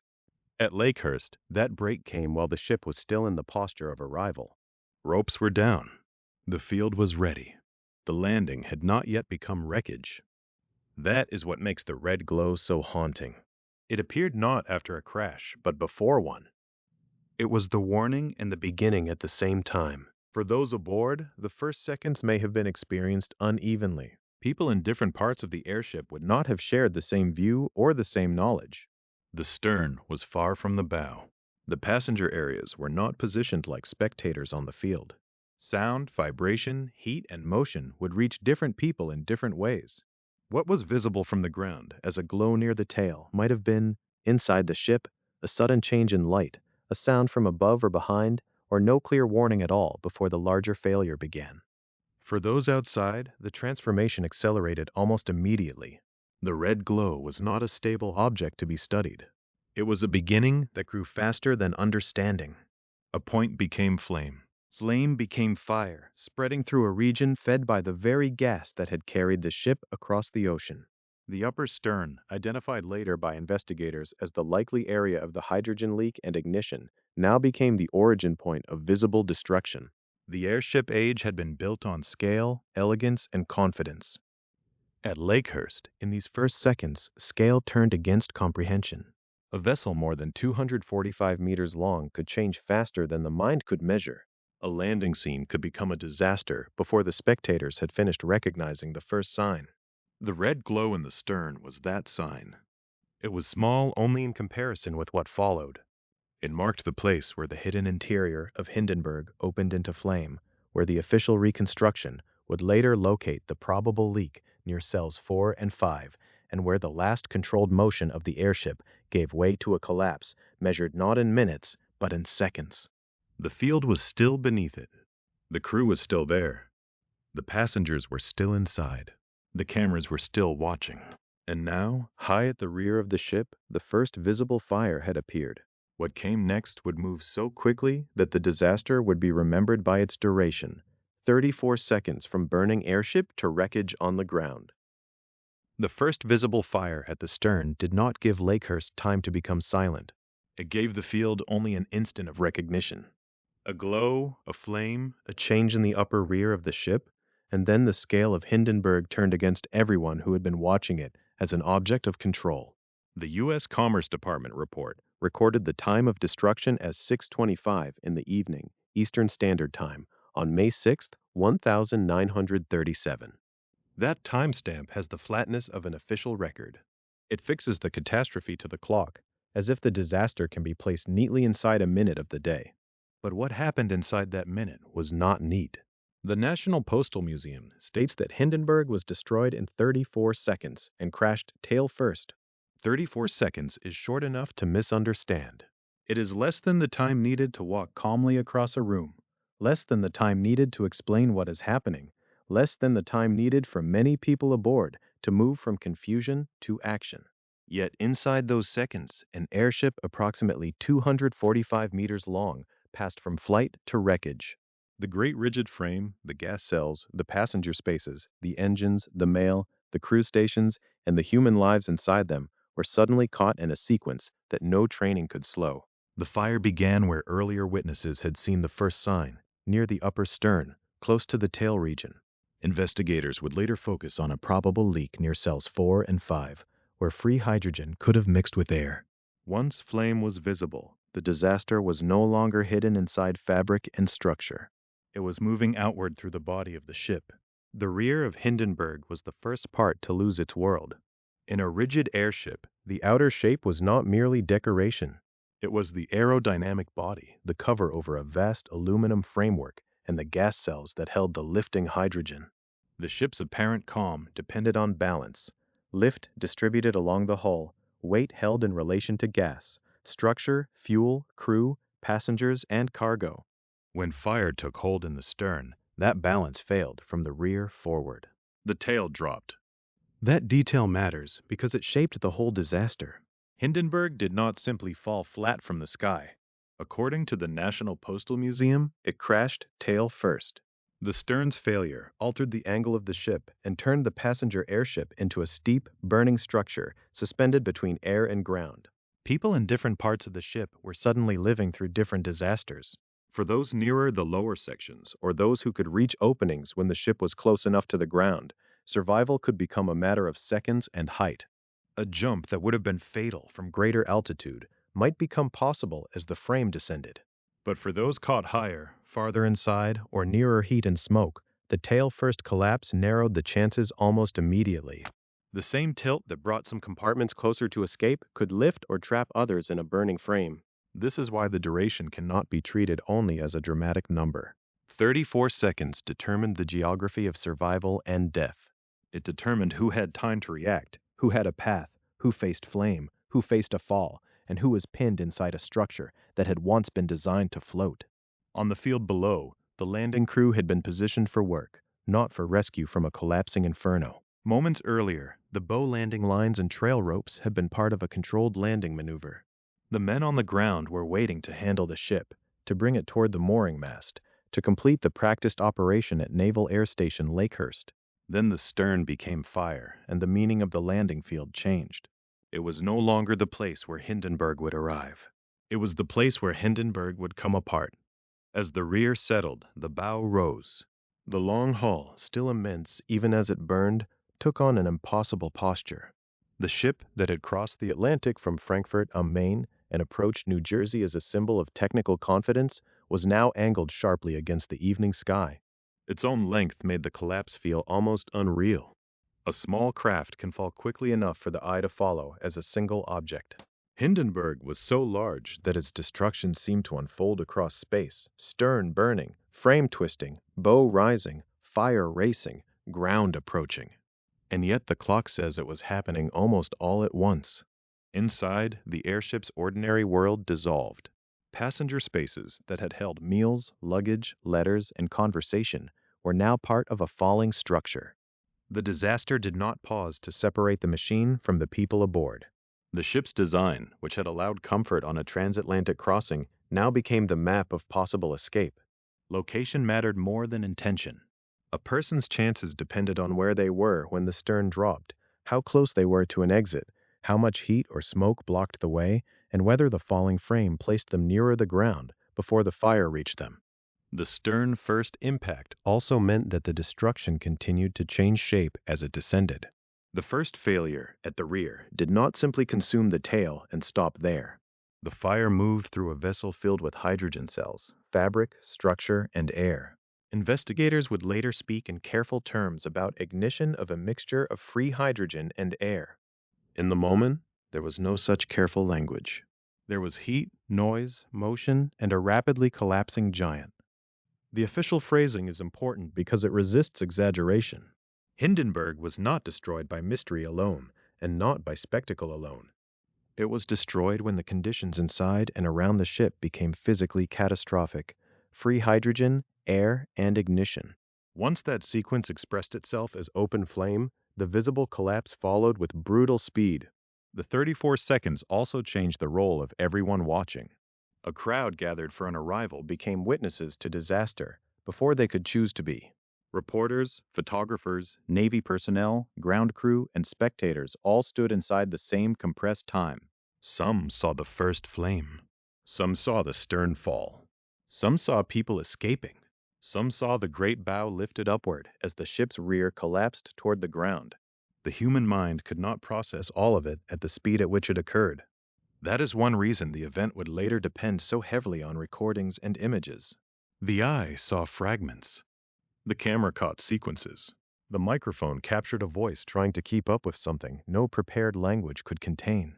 But on the field itself, at 6:25 in the evening Eastern Standard Time, there was no historical distance. There was only the burning airship descending tail first. The physical collapse was not only the end of a flight, it was the visible end of confidence and a form of travel. Hindenburg had represented the idea that a vessel could cross the ocean through the air with the scale and ceremony of a liner. In 34 seconds, that idea became inseparable from fire. The disaster did not erase every technical achievement of the Zeppelin age, but it changed what the public would see when it looked at a hydrogen airship. Not only distance, not only luxury, not only engineering. Risk, too, made visible in flame. By the time the bow came down and the structure settled into wreckage, the transformation was complete. The ship that had hovered over Lakehurst as a controlled machine was now a broken frame on the ground.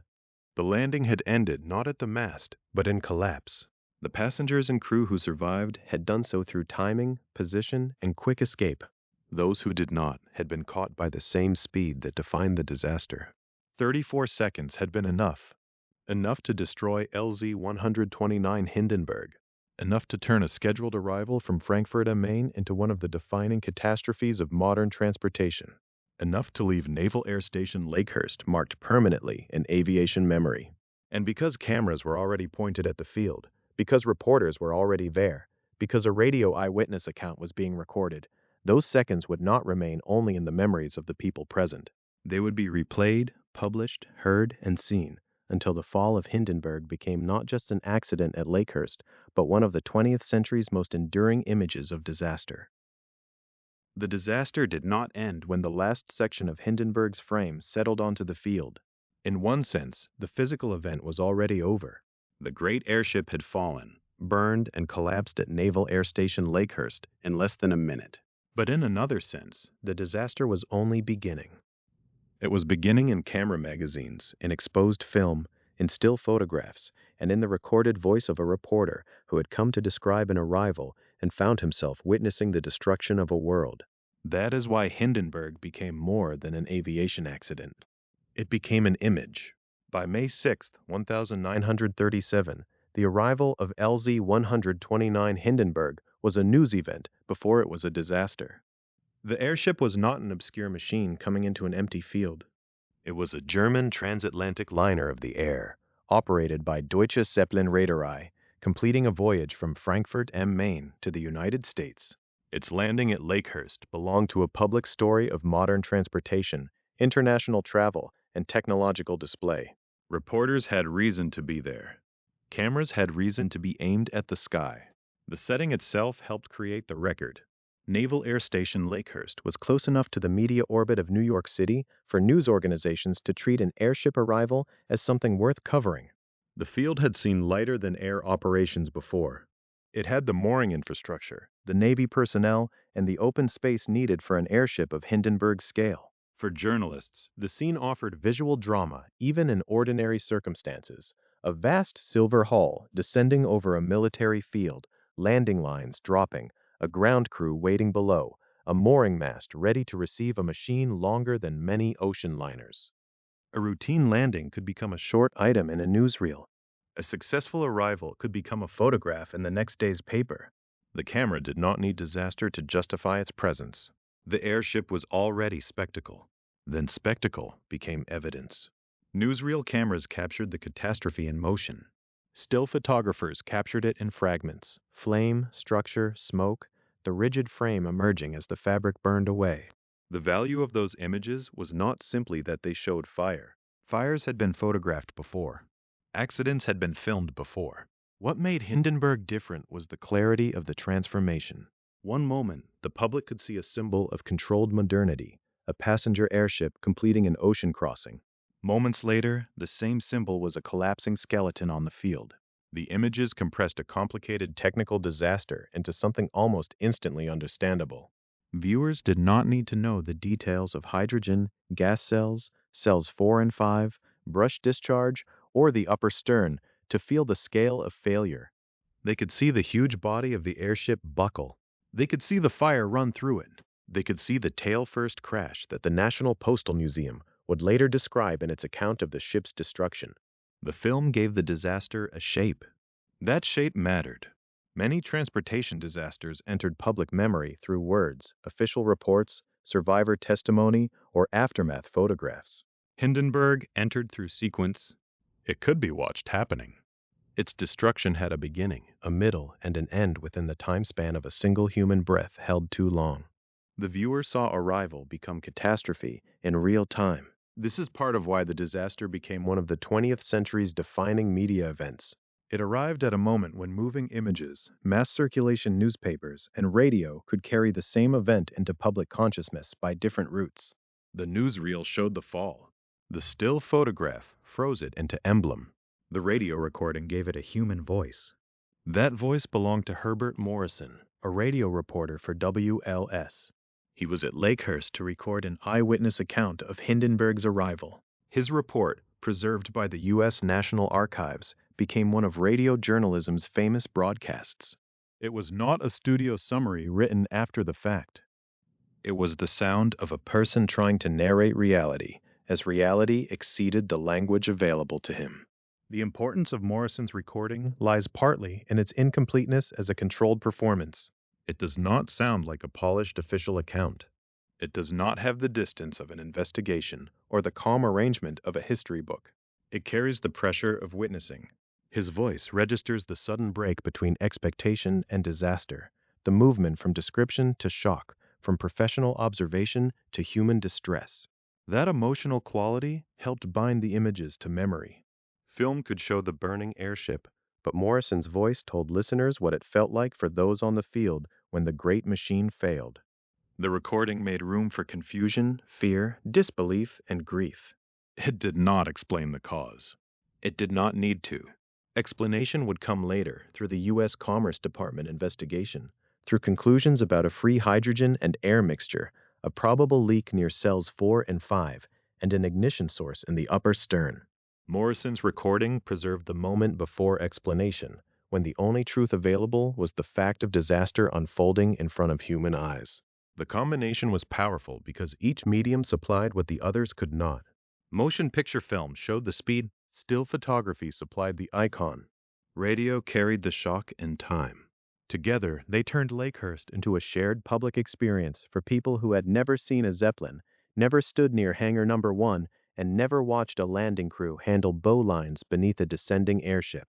In the days and years that followed, Hindenburg's destruction could be replayed. That repetition changed the disaster's meaning. For those at Lakehurst, the event had been immediate, chaotic, and physical. Heat, falling structure, smoke, screams, wreckage. For the wider public, it became an encounter through media. The airship fell again and again in theaters, in photographs, and eventually in historical programs. The catastrophe became detachable from the single evening on which it happened. It became a modern disaster image. That phrase matters because the image did not merely document the end of Hindenburg. It helped define what technological catastrophe looked like. A vast machine, built to cross oceans, burns in public view.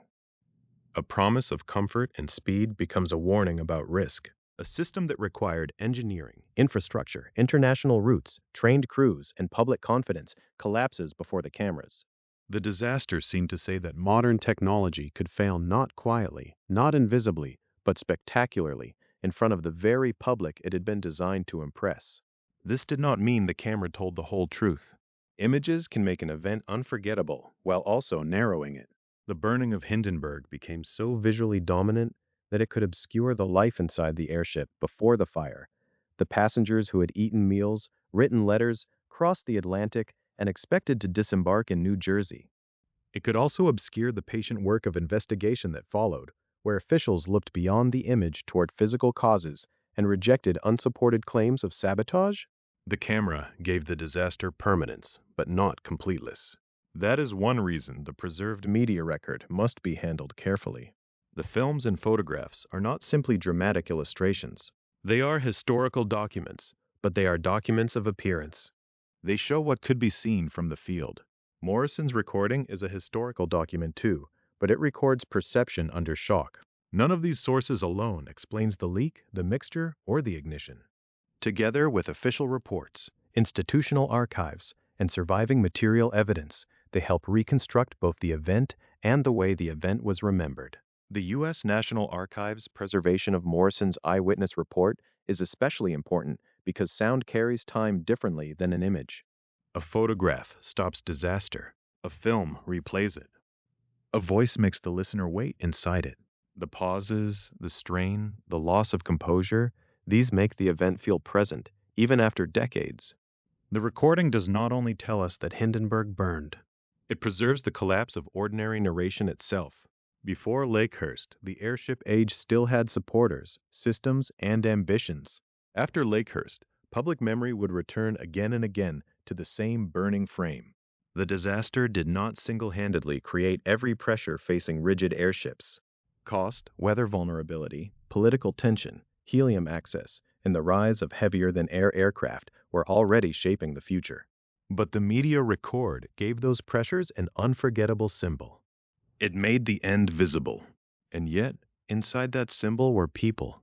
The most famous images show the whole airship, the stern dropping, the fire spreading, the frame folding toward the ground. But survival and death did not happen at the scale of the whole machine. They happened by position, by height, by timing, by whether a person was near an exit, whether the lower sections could be reached, whether heat and smoke arrived first. The cameras made Hindenburg a public catastrophe. The human outcome unfolded inside the falling frame, where 97 lives aboard the airship were suddenly divided by seconds, distance, and chance. And inside that falling frame, the disaster became something smaller than the famous image and more terrible than the film could show. It became a question of where each person was standing, sitting, working, or moving when the ship changed from an aircraft into wreckage. The National Postal Museum gives the human arithmetic plainly. 97 people were aboard Hindenburg when it burned at Naval Air Station Lakehurst. 35 of those aboard died. 62 survived. One member of the ground crew was also killed. Those figures are often repeated because they give the catastrophe its scale, but they do not, by themselves, explain the pattern of survival. For that, the airship has to be imagined not as a single burning object, but as a long structure with different zones of danger. Hindenburg was not a solid vessel. It was a rigid airship, a frame wrapped around gas cells, passageways, crew spaces, passenger areas, and machinery. Its size made it impressive in flight, but in the fire, it meant that danger did not reach everyone in exactly the same way at exactly the same instant. The first visible reports placed the fire near the upper stern. The ship then crashed tail first. That sequence mattered profoundly. A person's chance of living depended on the part of the ship around them, the height above the ground, and how quickly their surroundings became filled with heat, smoke, flame, or collapsing metal. The destruction lasted only 34 seconds, according to the National Postal Museum. 34 seconds is not enough time for orderly evacuation. It is not enough time for passengers to understand a disaster, choose a route, gather belongings, and depart as if leaving a docked ocean liner. It is barely enough time to react. In those seconds, survival belonged less to planning than to position and instinct. Some people were in or near lower sections of the ship. That could be the difference between death and life. As the tail dropped and the frame came down, parts of Hindenburg moved closer to the ground before the whole structure collapsed. People who could reach openings, windows, or lower exits had a chance to jump or climb out. But even that chance was not simple. Jump too early from too great a height, and the fall itself could be fatal or disabling. Wait too long, and heat, smoke, flame, or the descending framework could trap the person inside. Survival required a narrow and changing calculation made without time to calculate. Height was one of the quiet killers in the disaster. Hindenburg had been a passenger liner of the air, built to carry people across the Atlantic in comfort. But comfort in flight meant elevation, enclosed spaces, and dependence on the integrity of a giant lifting structure. When that structure failed, those aboard were no longer passengers in a controlled vehicle. They were people inside a falling building, except the building was suspended in the air, burning and moving as it collapsed. For those near the stern, the danger was immediate and severe. The fire began in the rear region, and the tail-first crash meant that the aft portion of the airship became the first major zone of violent downward motion. The upper stern, where investigators later focused attention near cells 4 and 5, was above and behind much of the passenger space, but the consequences of fire there spread through the entire machine. Gas, fabric, structure, and gravity all worked together.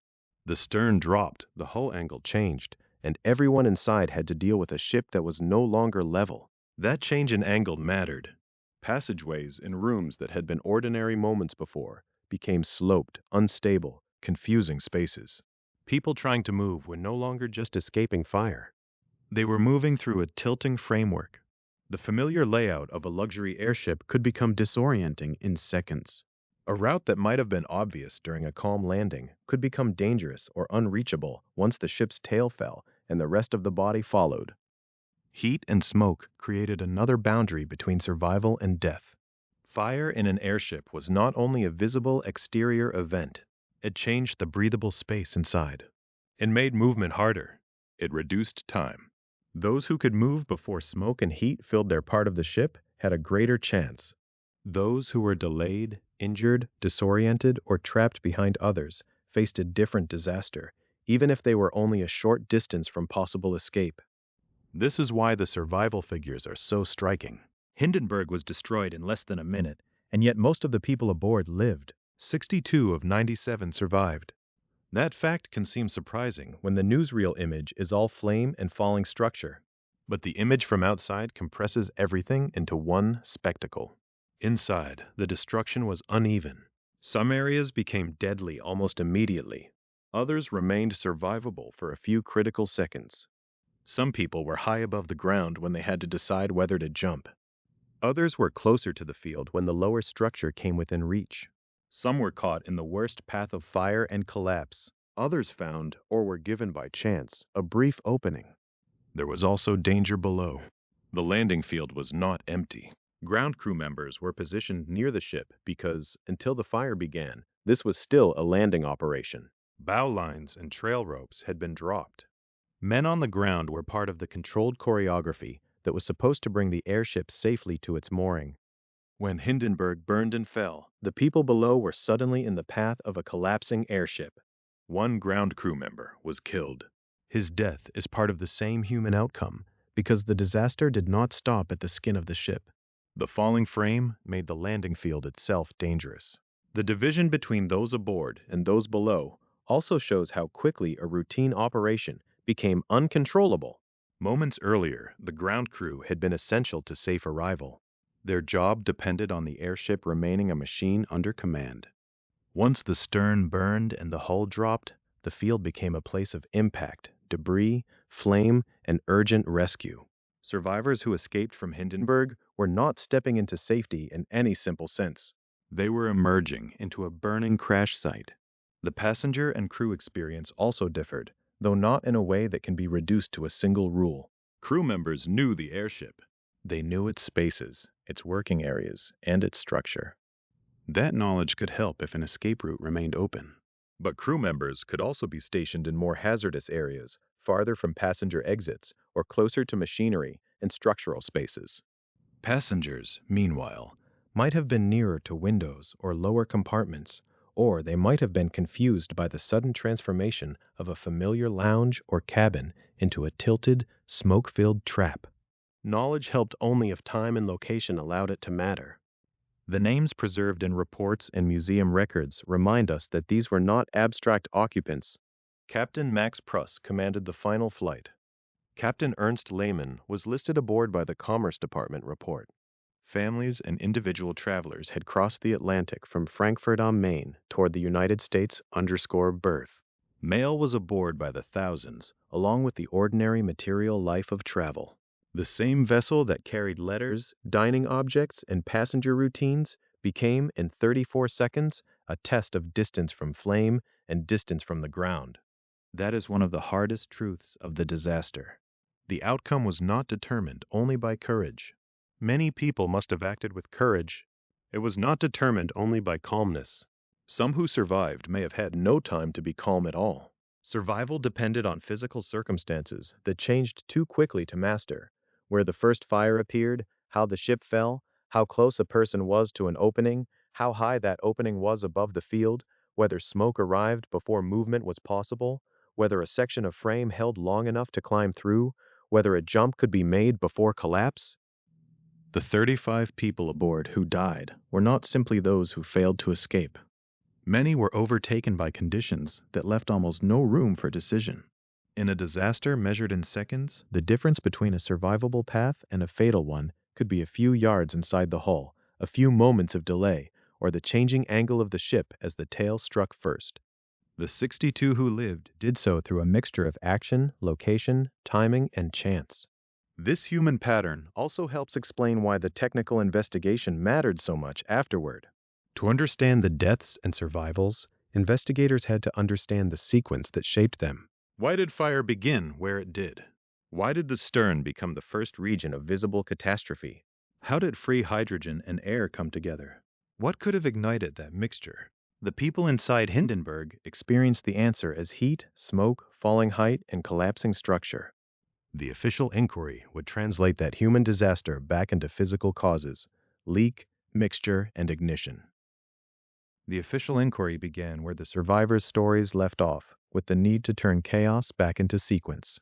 The fire at Lakehurst had been experienced as heat, smoke, falling metal, and the sudden loss of a world inside the hull. But investigators had to ask colder questions. What failed first? Where did the danger gather? What turned an invisible lifting gas into a burning catastrophe? The answers that emerged were not as dramatic as some of the rumors that followed Hindenburg. They did not depend on a hidden device, a proven act of sabotage, or a single perfectly known spark. They were physical answers, framed in careful language. The U.S. Commerce Department found no evidence that sabotage had caused the disaster. Its conclusion pointed instead to a chain of conditions. Free hydrogen had escaped, mixed with air, and then ignited. That distinction mattered. Hydrogen inside a gas cell was not, by itself, the same thing as a disaster. Hindenburg had crossed the Atlantic, carried by hydrogen. Its 16 gas cells were built to contain the lifting gas, separating it from the oxygen in the surrounding air. The danger came when that separation failed. Once hydrogen was no longer contained, once it entered air in the right proportions, the ship carried not just lift, but a combustible mixture. The investigation's central problem was to understand how that mixture could have formed near the stern and how it could have been ignited at the moment of landing. The U.S. Commerce Department report placed the probable leak near cells 4 and 5 in the upper stern region of the airship. This was significant because it matched the part of the ship where witnesses had described the first visible signs of trouble: a red glow or fire near the upper tail area, close to the upper vertical fin and stern. The inquiry did not need every witness to describe the moment in exactly the same way. Eyewitnesses had seen the disaster from different positions, at different distances, under the strain of an event that unfolded in seconds. But the broad pattern mattered. The first visible fire was associated with the rear upper portion of the ship, and the investigation's probable leak area was also in that region. In a rigid airship like LZ-129 Hindenburg, the outer shape was held by a metal framework, while the lifting gas was contained in separate cells within the structure. The passenger spaces and working areas were only part of a much larger machine of girders, cables, fabric, engines, control surfaces, and gas compartments. A leak in one of the rear cells could allow hydrogen to move into spaces where air was also present. The investigators did not claim to know with absolute certainty every mechanical detail that produced the leak. The exact initiating damage remained uncertain, but the Commerce Department conclusion narrowed the explanation to a physical condition that fit the observed fire: a mixture of free hydrogen and air in the upper stern. The word free carried weight. It meant hydrogen no longer safely held inside its cell. It meant hydrogen in a place where it could meet air. That was the transition from normal operation to fatal vulnerability. Hindenburg had been built around hydrogen's usefulness, but the investigation was concerned with hydrogen's behavior after containment was lost. The disaster was not explained simply by saying that the ship used hydrogen. It was explained by the sequence in which hydrogen escaped, combined with air, and encountered an ignition source. The ignition question was more difficult. Fire needs more than fuel. It needs a source of ignition. At Lakehurst, the Commerce Department concluded that the ignition source was probably in the upper stern area, and it considered a brush discharge the most probable source. A brush discharge is an electrical or electrostatic phenomenon. In simple terms, it belongs to the family of small discharges that can occur when electrical conditions allow charge to move through air or across surfaces. The investigation did not present it as a theatrical bolt of lightning striking the ship. The danger lay in something much more subtle, a discharge sufficient to ignite a hydrogen-air mixture if that mixture was already present. In the context of Hindenburg, this made the landing environment important. The ship was outside, in weather-sensitive conditions, approaching a mooring field, handling lines, ropes, and contact with the ground crew system. The inquiry's conclusion placed the most probable ignition source in the same general region where the dangerous mixture was believed to have gathered. This careful phrasing is important because the investigation was not a courtroom scene with every mystery solved beyond all possible doubt. It was an effort to reconstruct a fast-moving technical disaster from wreckage, witness accounts, timing, and the known behavior of materials and gases. The official conclusion did not say that every step was visible or that every uncertainty had vanished. It said that the evidence supported ignition of a free hydrogen and air mixture, probably caused by a leak near cells 4 and 5, with the ignition source in the upper stern and with brush discharge considered the most probable mechanism. That is a narrower and more disciplined explanation than the public imagination often wants Hiller. Catastrophes invite a single cause, a single guilty hand, a single decisive moment. But the Hindenburg disaster was a chain. A leak without ignition might have been dangerous, but not immediately catastrophic. An ignition source without the hydrogen-air mixture might have passed unnoticed. Hydrogen safely contained inside intact cells could lift an ocean-crossing airship for days. The fatal condition came when these elements aligned. Leak, mixture, ignition. The wreckage at Lakehurst forced investigators to think in that order. First, something allowed hydrogen to leave containment in the upper stern. Then the escaped hydrogen mixed with air. Then an ignition source set that mixture alight. Once that happened, the scale of the airship determined the speed and violence of what followed. The fire was not just a small local flame in an ordinary aircraft. It was a fire in a structure built around enormous volumes of lifting gas, with a fabric-covered frame and people distributed through passenger and crew spaces below and within it. That is why the visible disaster moved so quickly from a glow near the tail to the tail-first collapse remembered by witnesses, cameras, and survivors. The Commerce Department's rejection of proven sabotage also shaped the historical record. It did not erase suspicion from the public mind, and it did not make the disaster emotionally simple. Hindenburg was a German airship arriving in the United States in a tense decade. It carried national symbolism, as well as passengers and mail. Its destruction took place before cameras, reporters, Navy personnel, and ground crew. In such a setting, sabotage was an immediately powerful idea. It offered intention where the technical explanation offered conditions. It suggested a human plot where the official conclusion described gas, air, electricity, and structural failure. But the report's meaning was clear. No evidence was found that sabotage produced the disaster. The evidence available to the investigators supported an accidental ignition sequence. That does not mean the exact first rupture was known with perfect certainty, or that every witness detail could be fitted into a flawless diagram. It means the official inquiry drew a boundary around what the evidence could support. That boundary is one of the most important parts of the Hindenburg story. Without it, the disaster becomes a blank space into which any theory can be poured. With it, the disaster remains mysterious in the right way, not as an open invitation to invention, but as a technical event whose main sequence can be understood even where some details remain unresolved. The investigation also helps restore the physical reality behind the famous image. The newsreel film shows flame and collapse. Herbert Morrison's recorded report preserves shock and grief. The photographs freeze the falling frame. But the Commerce Department's conclusion asks us to look just before the visible catastrophe, into the invisible moment when hydrogen was no longer where it was supposed to be. Before the flames were seen, there was a gas leak. Before the collapse, there was a mixture forming in the upper stern. Before the public disaster, there was an unseen alignment of fuel, air, and ignition. That is why the official conclusion remains so central. It does not make Hindenburg less tragic. It makes the tragedy more exact. 34 seconds of destruction were preceded by a technical sequence that investigators could name, even if they could not describe every hidden movement inside the hull. The ship did not simply burst into legend. It failed according to physical conditions. A probable leak near cells 4 and 5, free hydrogen mixed with air, and a probable electrical discharge in the upper stern. Still, official caution rarely ends public speculation. The absence of evidence for sabotage did not remove sabotage from conversation. It left behind a space between what could be proved and what people feared might have happened. In that space, rumor found room to survive. The investigation had narrowed the cause, but the image of Hindenburg burning over Lakehurst was too powerful, too political, and too sudden to remain only a matter of chemistry and electricity. That space between proof and fear is where the sabotage story endured. It did not endure because the official evidence established it.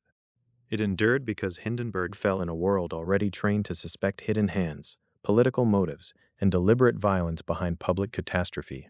By the evening of May 6, 1937, the facts visible to the crowd at Naval Air Station Lakehurst were overwhelming but incomplete. A German airship had arrived from Frankfurt am Main. It had lowered its landing lines. It had caught fire near the stern. It had burned and collapsed in 34 seconds. The image was too fast for understanding. Witnesses saw flame, heard shouts, watched the tail drop, and then had to make sense of a machine that had seemed almost impossible in scale. LZ-129, Hindenburg was not a small aircraft lost in a remote field. It was a public symbol, a transatlantic liner in the air, operated by Deutsche Zeppelin Reederei, arriving at the American gateway for German airships. And because it was a symbol, many people found it hard to accept that its destruction could have come from a chain of physical conditions, a leak, a mixture, an ignition. Chemistry can feel too impersonal for a disaster witnessed so vividly. Electricity can feel too small for a fire that consumed a giant. A brush discharge in the upper stern, however plausible to investigators, did not satisfy the emotional scale of what cameras had recorded. Sabotage, by contrast, gave the event an author. It turned accident into plot. The political atmosphere gave that plot room to breathe. Hindenburg was a German airship in the late 1930s. Its route connected Germany and the United States at a time of rising international tension. Its identity was not merely commercial or technological. It also carried the burden of the era in which it flew. For spectators, reporters, and officials, the idea that someone might have attacked such a visible German machine was not unimaginable. The airship's presence near New York City's media orbit, its arrival at Lakehurst, and its role as a famous ocean-crossing vehicle all made the disaster feel larger than a transport accident. Rumor also gained strength from timing. The fire appeared suddenly, at the very end of the voyage, during a landing maneuver watched by cameras and ground crews. To the public imagination, suddenness often suggests intent. The mind asks, why then? Why at Lakehurst? Why just after the landing lines fell? The official inquiry could answer some of those questions in technical terms. The landing operation placed the ship in a particular attitude near the mooring field under weather-sensitive conditions, with the stern region later identified as the probable area where free hydrogen and air had gathered. But a technical answer has to move slowly. A rumor moves instantly. The investigation did not ignore sabotage because it was inconvenient. It considered it and found no evidence that sabotage had produced the disaster. The U.S. Commerce Department report narrowed its conclusion toward ignition of a free hydrogen and air mixture, probably involving a leak near cells 4 and 5 and an ignition source in the upper stern area. Brush discharge was considered the most probable ignition source. That conclusion mattered because it did not depend on assigning guilt to a person. It depended on reconstructing conditions inside and around the airship. But public suspicion often survives exactly where official language remains cautious. The report did not prove every hidden movement inside Hindenburg's hull. It could not show, frame by frame, the first tier, the first mixing of gas and air, or the exact instant of electrical ignition. It could identify the most probable sequence. It could say what the evidence supported. It could say what it did not find. Yet for those who wanted certainty of another kind, every careful word left room for a different story. That is why the FBI vault note is important. It is not dramatic. It does not read like a revelation. Its significance is almost the opposite. The reviewed Commerce Department material did not provide information of value warranting an FBI investigation into sabotage or another federal violation at that stage. In other words, the available material did not cross the threshold from suspicion into actionable federal evidence. The note does not solve the mystery by adding a secret culprit. It helps define the boundary of the mystery. There were claims, fears, and possibilities in the public mind. But the material reviewed did not provide enough substance to justify a Bureau investigation into sabotage or a federal crime at that point. That distinction is quiet, but it is essential. A rumor can live on possibility. An investigation must live on evidence. Possibility asks what might have happened. Evidence asks what can be supported. In the Hindenburg case, the official evidence pointed toward physical failure and ignition, not proven human attack. Still, sabotage remained compelling because it simplified the emotional problem of the disaster. Hindenburg had been a marvel of engineering, approximately 245 meters long, filled with 16 gas cells, capable of crossing the Atlantic as a passenger liner of the sky. Its destruction seemed like a violation of scale. The larger the machine, the more people wanted a cause that felt equally large. A hidden saboteur gave the catastrophe a human-sized villain and a narrative shape. It made the burning of the airship seem less like a vulnerability built into the system and more like an outside wound. But that very comfort is misleading. If sabotage had been proven, the lesson of Hindenburg would have been narrower. It would have been a story about security, politics, and one destructive act. The official conclusion was more troubling because it pointed back into the airship itself and the world that made it possible. Hydrogen gave lift. The rigid frame gave form. The gas cells held the invisible volume that kept the ship airborne. The landing field, the weather, the electrical conditions, and the stern structure became part of the final chain. The disaster did not require a conspirator to be catastrophic. It required a dangerous mixture and an ignition source in the wrong place at the wrong time. This is one reason evidence-bound uncertainty can feel less satisfying than conspiracy. The Commerce Department could identify a probable leak near cells 4 and 5. It could identify the upper stern as the likely region where ignition occurred.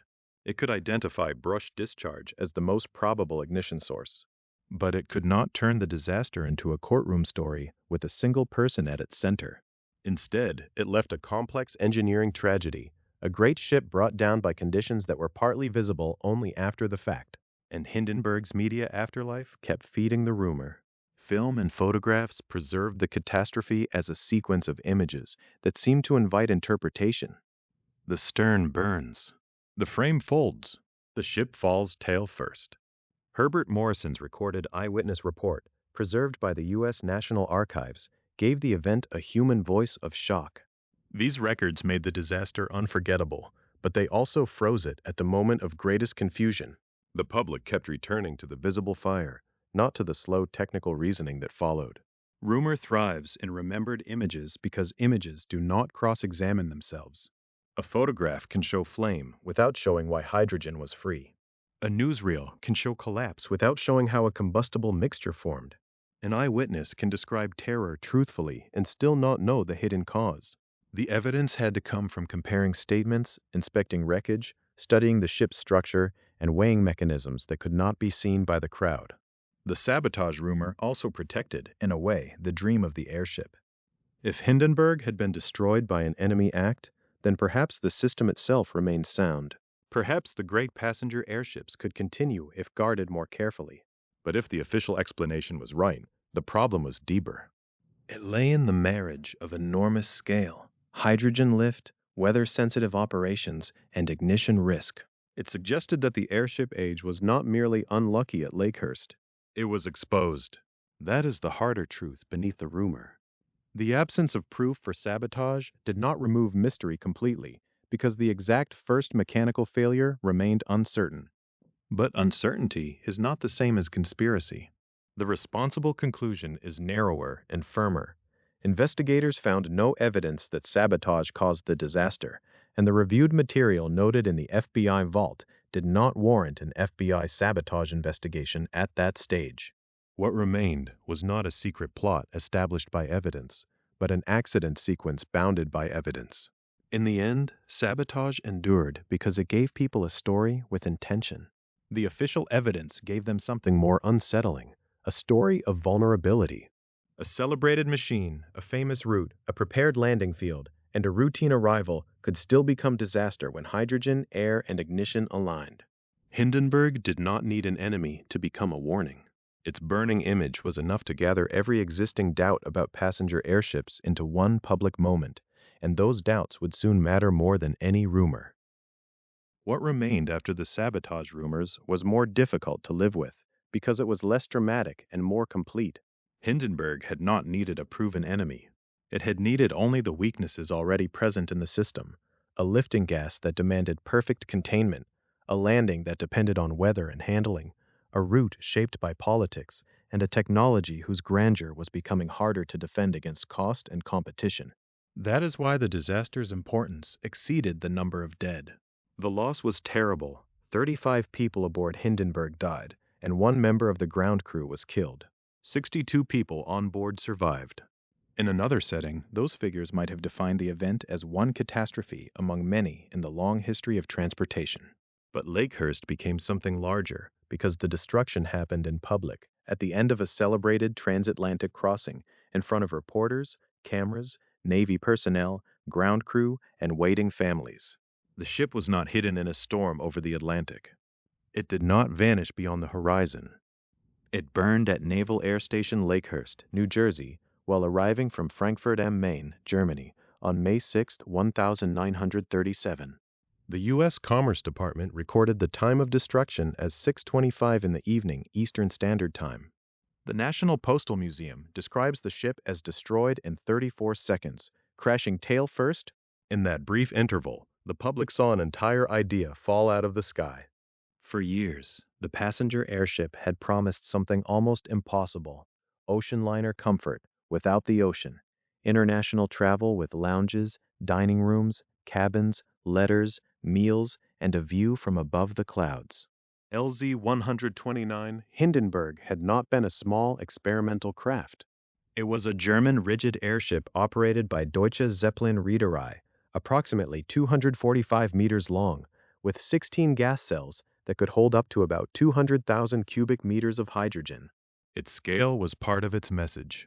It told passengers and spectators that the Zeppelin system could make the sky orderly, scheduled, and elegant. And for a time, it had seemed to do so. In 1936, according to Britannica, Hindenburg carried 1,002 passengers on 10 scheduled round trips between Germany and the United States. That record mattered. It meant that the airship was not merely a fantasy of engineers in Friedrichshafen, the Zeppelin Center on Lake Constance. It was a working transatlantic passenger system, visible on both sides of the ocean, tied to Lakehurst's mooring field, hangar number 1, Navy crews, and the infrastructure of lighter-than-air flight. But the doubts were already there before the fire. The disaster did not invent them, it concentrated them. Hydrogen was the most immediate contradiction. It gave Hindenburg lift, and without it, the great ship could not have operated as it did. But free hydrogen mixed with air created the condition that investigators identified as fatal. The U.S. Commerce Department concluded that ignition of a hydrogen-air mixture caused the disaster, probably involving a leak near cells 4 and 5 in the upper stern and an ignition source in that same general region. A brush discharge was considered the most probable ignition source. That conclusion did not make hydrogen evil, and it did not make every flight inevitable disaster. But it showed how little margin remained when gas, air, weather, structure, and electricity came together in the wrong way. Helium stood behind the story as an answer that Hindenburg did not have. The Airship Age's defenders could point to helium as a safer lifting gas, but access to helium was not simply a technical matter. It was tied to politics, supply, and national control. For German airships in the late 1930s, that meant the hydrogen question was not just engineering. It was geopolitics made physical inside the hull. Weather added another layer. Airships were vast, buoyant structures, magnificent in calm conditions and demanding in difficult ones. A landing at Lakehurst required coordination between the ship, the field, the mooring system, and the ground crew. The open landing field, the mast, the ropes, and the waiting personnel were all part of a ritual that could look routine only because so much skill was required to make it routine. Hindenburg's final approach had already shown how sensitive the operation was to wind and timing. The fire made the public see not just a burning ship, but a technology exposed in the exact moment when it needed control most. Cost mattered too. A rigid airship was not merely an aircraft, it was an ecosystem. It needed specialized crews, giant hangars, mooring infrastructure, trained ground handlers, maintenance systems, and routes able to support its scale. Lakehurst's Hangar Number 1, built in 1921, was itself monumental, 961 feet long, 350 feet wide, and 200 feet high. Such buildings made airship travel possible, but they also revealed how heavy the entire system was. The future would favor machines that could use smaller fields, fly faster, and operate with less dependence on rare infrastructure. That future belonged increasingly to heavier-than-air aircraft. By the late 1930s, airplanes were still less luxurious than Hindenburg, but their promise was different. They did not need hydrogen cells. They did not need a mooring mast. They did not require a ground crew to seize lines from a floating hull the length of a city block. They were improving, and they carried a blunt advantage: speed. The passenger airship offered spaciousness and spectacle. The airplane offered momentum. The politics of the time made the image even harder to separate from the machine. Hindenburg was German, operating in the Nazi era, crossing the Atlantic into the United States during a period of rising international tension. That context helped feed suspicion, but it also shaped the emotional afterlife of the disaster. The burning of the airship was not seen only as the failure of a vehicle. It looked like the burning of a national symbol, a technological claim, and a vision of modern travel all at once. The media fixed that vision in public memory. Newsreel film, still photography, and Herbert Morrison's recorded eyewitness report made Hindenburg one of the defining disaster images of the 20th century. Morrison's words, preserved by the U.S. National Archives, carried the sound of shock into homes and archives long after the field cooled. The cameras did something equally powerful. They turned 34 seconds into an image that could be replayed, studied, mourned, and feared. The end of the passenger airship age was not decided only by engineers and regulators. It was decided in the imagination of the public, where trust is both built and lost. After Lakehurst, Hindenburg was no longer just the name of a ship. It became a warning, compressed into fire, about confidence, scale, materials, and the belief that elegance could overcome risk. The fact that many people survived did not soften that warning.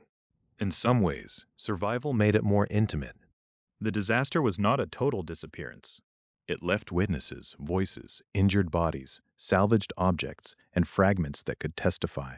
Some of the most haunting fragments were not pieces of machinery, but pieces of ordinary life. More than 17,000 pieces of mail had been aboard. Postal officials salvaged only about 160 burned pieces. Preserved in protective glassine envelopes, those damaged letters and covers remind us that Hindenburg was carrying messages as well as passengers, private words moving through a global transport system. Dining objects and surviving material traces do the same work. They bring the airship back from myth into human scale. Meals served, routes planned, families traveling, crewmen working, mailbags loaded, ropes dropped. Lakehurst remains part of that memory. Its open field and airship infrastructure placed the disaster in a real landscape, not only in footage. Hangar Number 1 stands within the broader heritage of American aviation and lighter-than-air operations, a reminder that the United States had its own airship ambitions and its own history of experimentation. Lakehurst was not a backdrop. It was one of the great stages of the airship era, and on that evening it became the place where the era's future narrowed almost instantly. Across the Atlantic, the Zeppelin Museum Friedrichshafen preserves another kind of memory. Its 33-meter partial reconstruction of LZ-129 Hindenburg helps restore what the fire tends to erase, the interior world of the ship before the disaster. In that reconstruction, scale becomes understandable again. Visitors can imagine corridors, passenger spaces, and the strange calm of a vessel suspended by gas above the ocean. The museum does not undo the image of the burning stern over Lakehurst. It balances it. It reminds us that Hindenburg was not built as a symbol of failure. It was built as a marvel. That is the final contradiction.